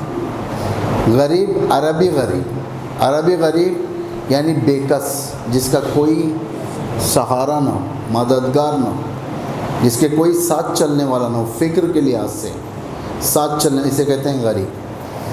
وحید یعنی امام تنہا امام، کس کو پکارے؟ وحید یعنی ایسا تنہا چاروں طرف سے ضمانت چھوڑ دے امام کو، اکیلا رہے امام، حل من ناصر کی صدا بلند کریں، یعنی دین کی حفاظت، خود امام کی حفاظت، کوئی آواز سننے والا نہ، امام الوحید۔ ایک ہوتا ہے امام الترید، یہ بہت خطرناک سچویشن ہے ہماری یہاں پر اس معاملے میں۔ امام الترید یعنی طرد شدہ امام، طرد یعنی جانتے ہیں ریجیکٹڈ، یعنی امام کو ریجیکٹ کر دینا، دعوت دینا، بلانا اپنے محفل میں، جب آئے دروازے کے باہر کہنا آپ مت آئیے، دروازہ بند کر لیں، اسے کہتے ہیں ریجیکٹڈ امام۔ امام فرماتے ہیں امام حسین کو امام الترید، یعنی دعوت۔ اب ایک آپ نے شادی کی، اچھی شادی، مولانا صاحب آئے، گیٹ کے پاس آئے، جیسے اندر دیکھا آپ نے مکس گیدرنگ ہے، عورتیں مردیں سر کھلے ہوئے ہیں، بازو دکھ رہے ہیں، سب چیز مکس گیدرنگ، فرہنگ غربی فرہنگ ہے۔ مولانا کیا کریں گے بیچارے، ہم جیسا غریب مولوی وہیں پر رک جائے گا، بھائی میں کیسے جا سکتا ہوں یہاں پر، دل گھبرائے گا میرا، یہاں تو اسلامک ویلیوز زندہ نہیں، یہاں پر میں کیسے جاؤں۔ اور اسی اثنا میں بلانے والا میزبان مجھے دیکھے کہ میں آ چکا ہوں گیٹ کے پاس، دیکھنے کے بعد کہے کہ آپ اندر آئیں، میں کہوں گا کہ بھائی اندر تو مکس گیدرنگ ہے، میں کیسے آ سکتا ہوں۔ وہ میزبان کہے گی ماحول ایسے ہی رہے گا، آپ کو آنا ہے آئیں، نہیں تو پھر مان اللہ جائیں۔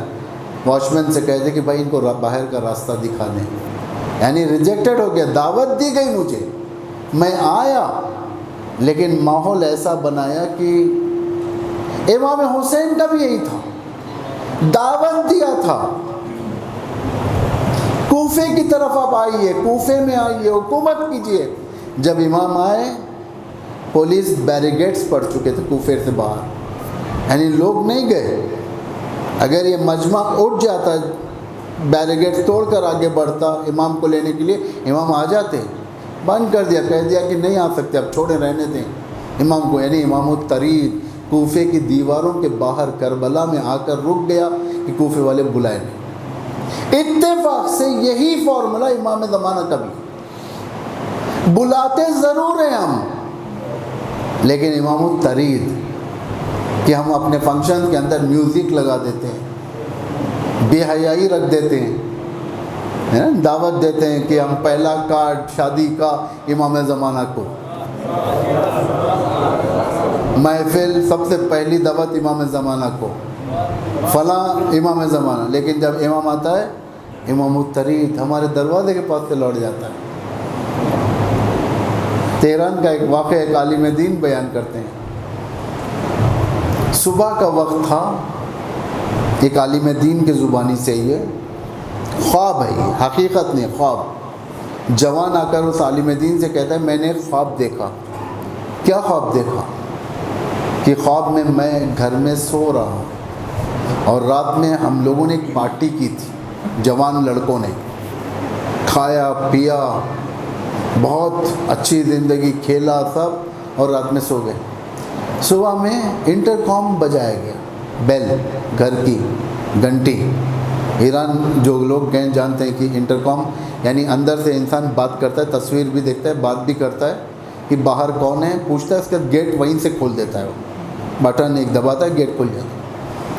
صبح میں گھنٹی بج رہی تھی، میں اٹھا، اٹھنے کے بعد گیا انٹر کام کے پاس، جیسے ہی دیکھا کہ ایک ہرے کپڑے والے ठहरे हुए हैं, सूरत नहीं दिख रही है। मैंने इंटरकॉम में पूछा कि आप कौन हैं, तो उस हरे कपड़े वाले ने जवाब दिया मेरा नाम मेहदी है, मैं अंदर आना चाहता हूँ। उस जवान ने कहा कि आप 5 मिनट के लिए रुक जाएं, मैं अभी खोलता हूँ दरवाज़ा। उस 5 मिनट के अंदर सारी चीज़ों को हटाया, घर साफ़ किया, फलां तेज़ी के साथ गया, नीचे जाकर दरवाज़ा खोला, देखा वो शख्स नहीं है, वो शख्स दरवाजे के पास नहीं है। सड़क के बीच में आ गया, गली के बीच में आ गया, देखा इस तरफ कहाँ गए, उस तरफ देखा कि फलां जगह जा रहे हैं। लेकिन एक दुआ उन सैयद ने की, हाथ उठाकर कहा, ए खुदाया, हर शिया के घर पर जाकर दक्कुल बाप। खौफ, किसका खौफ? इमाम के कत्ल का खौफ है। इमाम का भी कत्ल होगा, यकीनन होगा, अगर बचाने वाले नहीं रहेंगे। इसलिए इमाम कब आएंगे? जब 313 रहेंगे। 313 सारी दुनिया में नहीं, 313 बचाने वाले।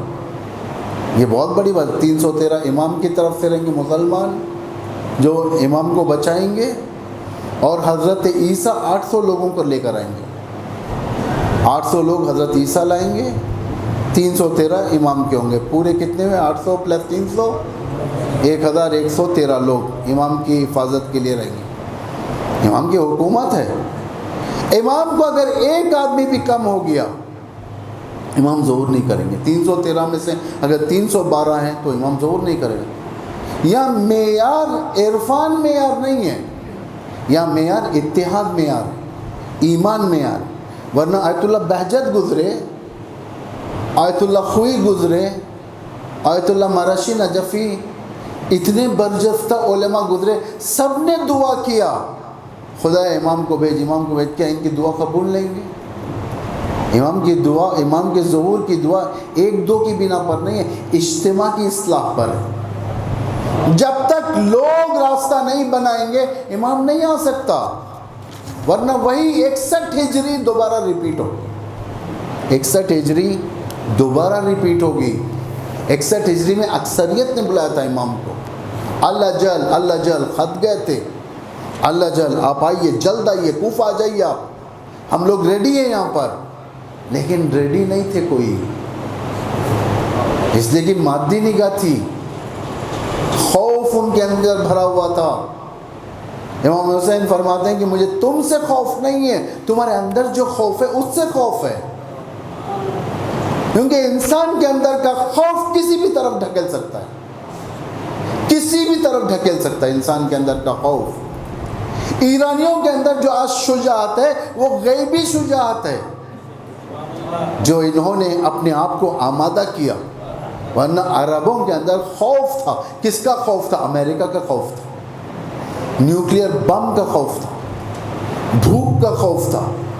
खुदा के घर पे ईमान नहीं था, अमेरिका के ऊपर ईमान था। आज खौफ इंसान को ख़त्म कर देता है, खौफ इंसान को इमाम से दूर कर देता है।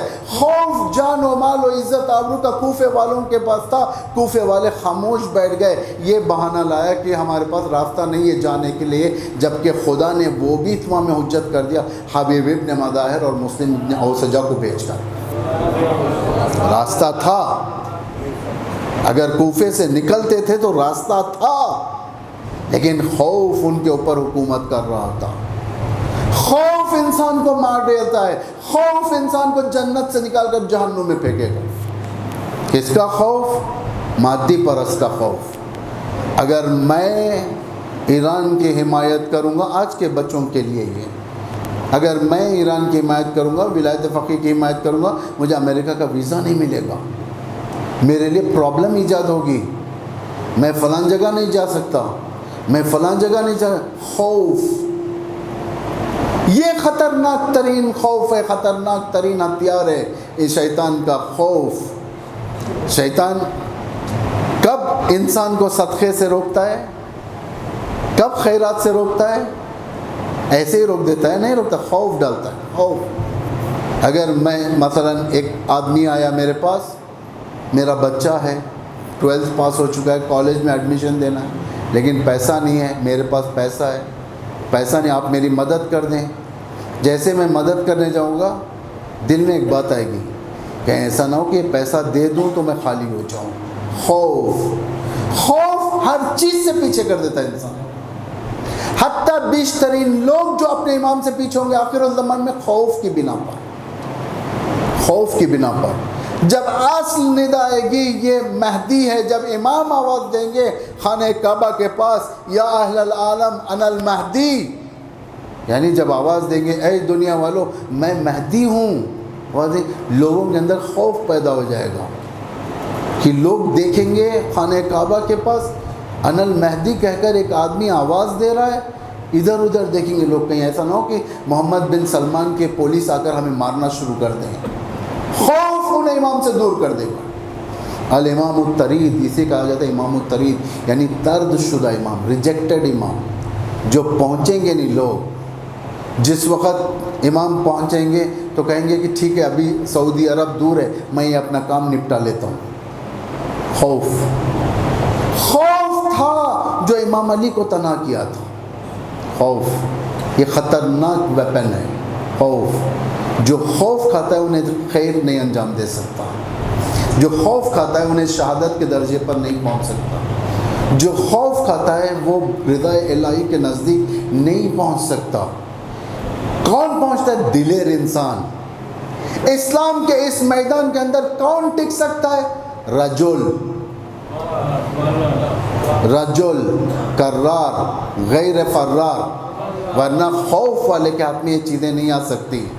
آج دیکھیں رجل کون ہے؟ ساری دنیا ایک طرف ہے، رجل اپنی آواز اٹھا کر وہی کہتا ہے. کرار ہے یعنی اس کا وجود. غیر فرار، میدان سے فرار ہونے کے لیے ایک لمحے کے لیے بھی راضی نہیں. اسے کہتے ہیں رجل. کل میں علم اسی کو دوں گا، یعنی اسلام کی، یعنی حقیقی اسلام کی ذمہ داری اسی کو دوں گا. پیغمبر نے فرمایا امام علی کے بارے میں، کل میں علم اسی کو دوں گا جو رجل ہوگا، کرار ہوگا، غیر فرار ہوگا، خدا اس سے محبت کرتا ہوگا اور وہ اللہ سے محبت کرتا ہوگا. تو دیکھو نا، ہر زمانے میں، وہ زمانے میں معلوم ہو گیا کرائٹیریا کون ہے. امیر المومنین رجل تھے، وہ آنکھوں کا درد تھا. پیغمبر نے کہا نہیں، اٹھا کر لاؤ. یہ شخص اپنا درد نہیں دیکھے گا، اسلام کا درد دیکھتا ہے. لایا گیا، پرچم دیا. پرچم ذمہ داری، جو آخر الزمان میں جو لکھا ہوا ہے کتابوں میں، پرچم پرچم پرچم، یعنی پرچم ہوگا فلاں کے ہاتھ میں، پرچم ہوگا فلاں کے ہاتھ. یہ پرچم یعنی فلیگ نہیں ہے اٹھا کو لے کے چلنے والا. پرچم سے کنایا ہے حکومت. حکومت اس کو دوں گا، یعنی وہ شخص اس خیبر پر حکومت کرے گا جو رجل ہوگا. یہود سے وہی ٹکرائے گا جو رجل ہوگا، کرار ہوگا، فرار ہونے والا نہیں ہوگا. رجل. آج دیکھیں دنیا کے اندر کتنے لوگ فرار ہوتے ہیں یہود سے. خوف کہیں ایسا نہ ہو کہ اگر ہم ان یہود سے ٹکرائیں گے تو ہمارے ملک کے اندر پروڈکٹس آنا بند ہو جائیں گے، لوگ بھوکے مریں گے، لوگ کچھ کر نہیں سکیں گے. فرار، لوگ فرار ہوں گے. فرار ہوں گے. کون فرار نہیں ہوگا؟ علی کے نقش قدم پر چلنے والا. دیکھیں آج کون فرار نہیں ہو رہا ہے. کون زمانے کے ساتھ ٹک کر ٹھہرا ہوا ہے. اپنے ایمان کے ساتھ کون ٹک کر ٹھہرا ہوا ہے. کون نہضت مہدوی کے لیے راستہ فراہم کر رہا ہے. وہی لوگ. کہاں سے سیکھے یہ لوگ؟ یونیورسٹی سے نہیں سیکھے. کوفی عنان نے کہا کہ یہ شخص کس یونیورسٹی میں پڑھا ہے. آج تک اتنے زیادہ پڑھنے والے پولیٹیکل لوگ، اتنی سیاست نہیں ہے جتنی سیاست ان کے پاس ہے، رہبر کے پاس. یہ کس مکتب سے تعلیم یافتہ ہے؟ اہل البیت کے مکتب سے. شہید سلیمانی اہل البیت کے مکتب سے تعلیم یافتہ ہے. ابو مہدی المہندس اسی مکتب سے، حضرت زینب کے مکتب سے. کسی پولیٹیکل یونیورسٹی میں نہیں گئے، یہیں پر ہے جو آپ آتے ہو. جو محسن حجاجی جسے آپ پہچانتے ہو، وہ محسن حجاجی اسی مکتب سے محسن حجاجی بنے، اسی مکتب سے. امام زمان کے پاس جانے والے کوئی ऑक्सफोर्ड यूनिवर्सिटी के लोग नहीं होंगे, इसी मकतब के लोग होंगे। क्यों नहीं हम इसको मकतब इमाम बनाया जाए, मकतब ज़ैनबी बनाया जाए। जब तक हम तैयार नहीं करेंगे शागिर्द, हम इमाम के लिए सरबाज तैयार नहीं करेंगे, कोई यूनिवर्सिटी आपको नहीं बनाने वाली। आज का क्या हाल है, आज यूनिवर्सिटीज़ कॉलेजेस तुम्हारी लड़की का हिजाब छीनना चाहते हैं, कोई सपोर्ट करने वाला नहीं है, नफरत घोली जाती है। आज देखें कैसी नफरत घोली गई है। एक फिल्म बनाई कश्मीर फाइल्स, जिसका नतीजा देखें आज क्या हो रहा है, लोगों के दिलों में नफरत। एक आम आदमी थिएटर जाता है, 3 घंटे के बाद थिएटर से बाहर निकलता है, बोग्स लेकर निकलता है, बोग्स लेकर निकलता है।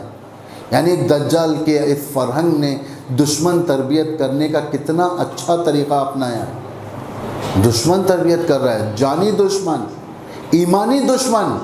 हमारे पास क्या है, हमारे पास कुछ नहीं है। जबकि सबसे बड़ा सरमाया जो अल्लाह ने दिया वो हमारे पास फर्श अज़ा है,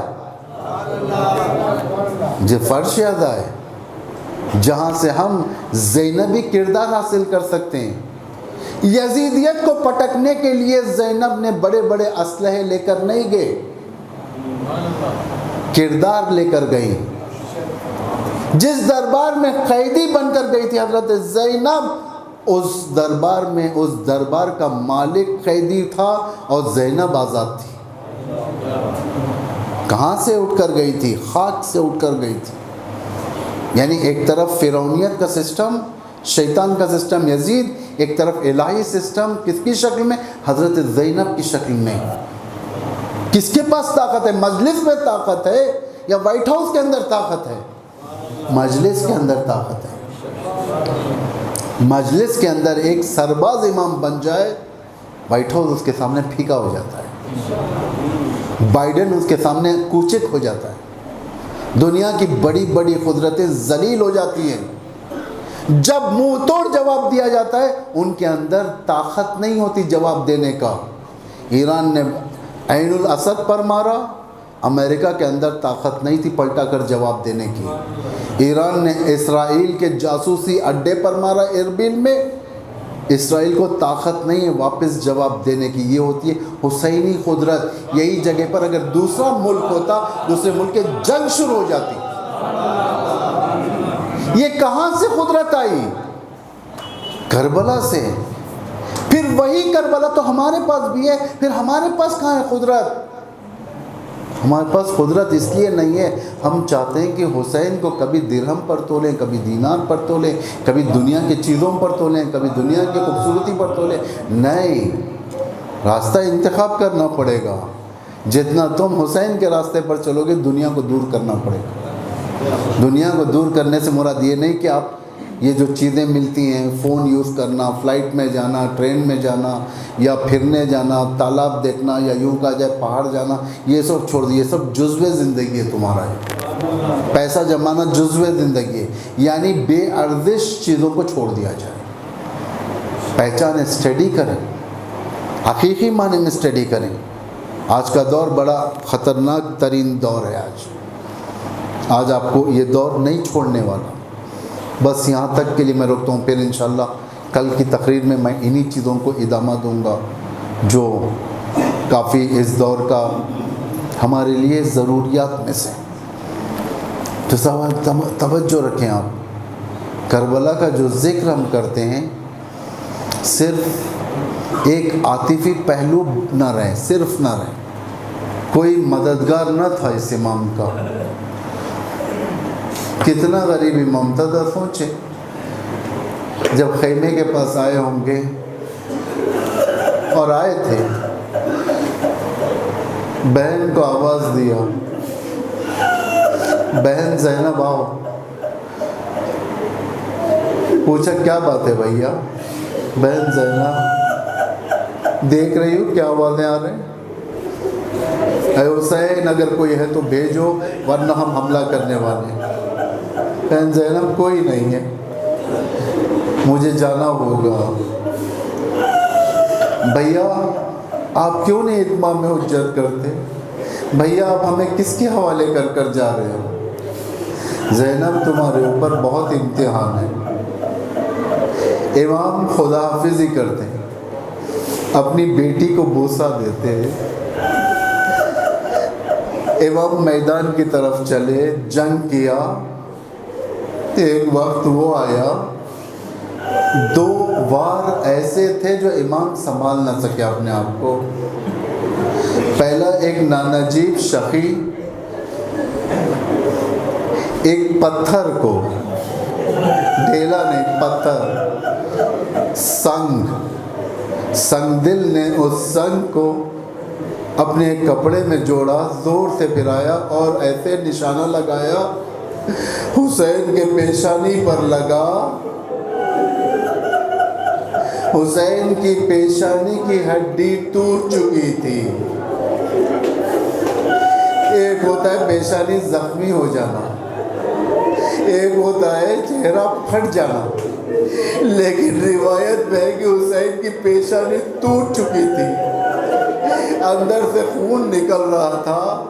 اب عبداللہ نے اپنے آستین کو اٹھایا، اس خون کو پوچھنا شروع کیا۔ حرملہ نے 3 شعبے کا تیر جوڑا، تیزی کے ساتھ سینے ابا عبداللہ پر کر۔ یہ تیر جیسے تیزی کے ساتھ سینے ابا عبداللہ پر لگا، امامی کہتا ہے سقط الحسین من الفرس الی الارض، حسین گھوڑے سے سقوط کر گئے زمین کی طرف۔ کس طرف؟ حسین دائیں طرف گر جاتے ہیں۔ اللہ اکبر، بڑا شدید وقت تھا حسین ابن علی پر۔ حسین ابن علی جس وقت سجدے کی حالت میں تھے اور شمر خنجر لے کر آگے بڑھا ذبح کرنے کے لیے، امام حسین ایک دعا پڑھتے ہیں۔ معمولاً یہ دعا آپ لوگ 10 ذی الحجہ کو پڑھتے ہو۔ جب بکرا ذبح کرتے ہو، چاقو ہاتھ میں ہوتی ہے، بکرے کو سیراب کر چکے اور بکرے کے گردن کو سہلاتے ہو، چاقو اوپر رکھ کر یہ دعا پڑھتے ہو، بسم اللہ و باللہ فی سبیل اللہ علی ملت رسول اللہ، اور اس کے بعد ذبح کرتے ہو اللہ اکبر۔ حسین کے گردن پر جب چھری تھی تو یہ دعا پڑھنے والا نہ تھا، حسین ابن علی نے اپنی زبان سے پڑھنا شروع کیا، بسم اللہ و باللہ فی سبیل اللہ علی ملت رسول اللہ۔ یہ آواز گونجی، شمر کا خنجر چلا، رگیں پھٹنے لگی، پشت گردن کی ہڈی ٹوٹنے لگی۔ اب دوسری آواز گونجی، اللہ بڑی دکھیاری آواز تھی ہے، کوئی ایسے لگ رہا تھا سرانے کی طرف بیٹھی ہوئی دکھیاری آواز میں کہہ رہی تھی یا بنی قتلوک، اے میرے بچے تجھے قتل کر دیا گیا۔ وہ دکھیاری ماں فاطمہ زہرا تھی۔ اللہ اللہ، تیسری آواز آسمان سے بلند ہوئی، اللہ قتل الحسین، اللہ ذبح الحسین۔ کربلا کے میدان میں گورا بپا ہو گیا۔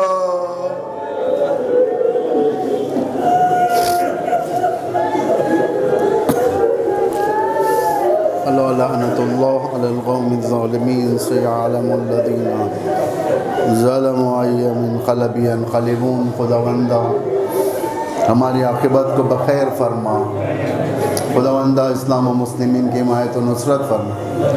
پروردگارہ تمام ہم سب کے جب اس دنیا سے اٹھیں تو ایک ہاتھ میں دامن اہل بیت اور ایک ہاتھ میں قرآن عطا فرما۔ پروردگار ذکر اہل بیت کو ہمارے قبروں کا سرمایہ قرار دے۔ پروردگار امام زمان ارواحنا لہ الفدا کے ظہور میں تعجیل فرما، ہم سب کو ان کے اعوان و انصار میں قرار فرما۔ ایک مرتبہ سورہ حمد اور 3 مرتبہ سورہ اخلاص کی تلاوت فرما کر اختر علی ابن ولیاد علی کو ایصال فرما۔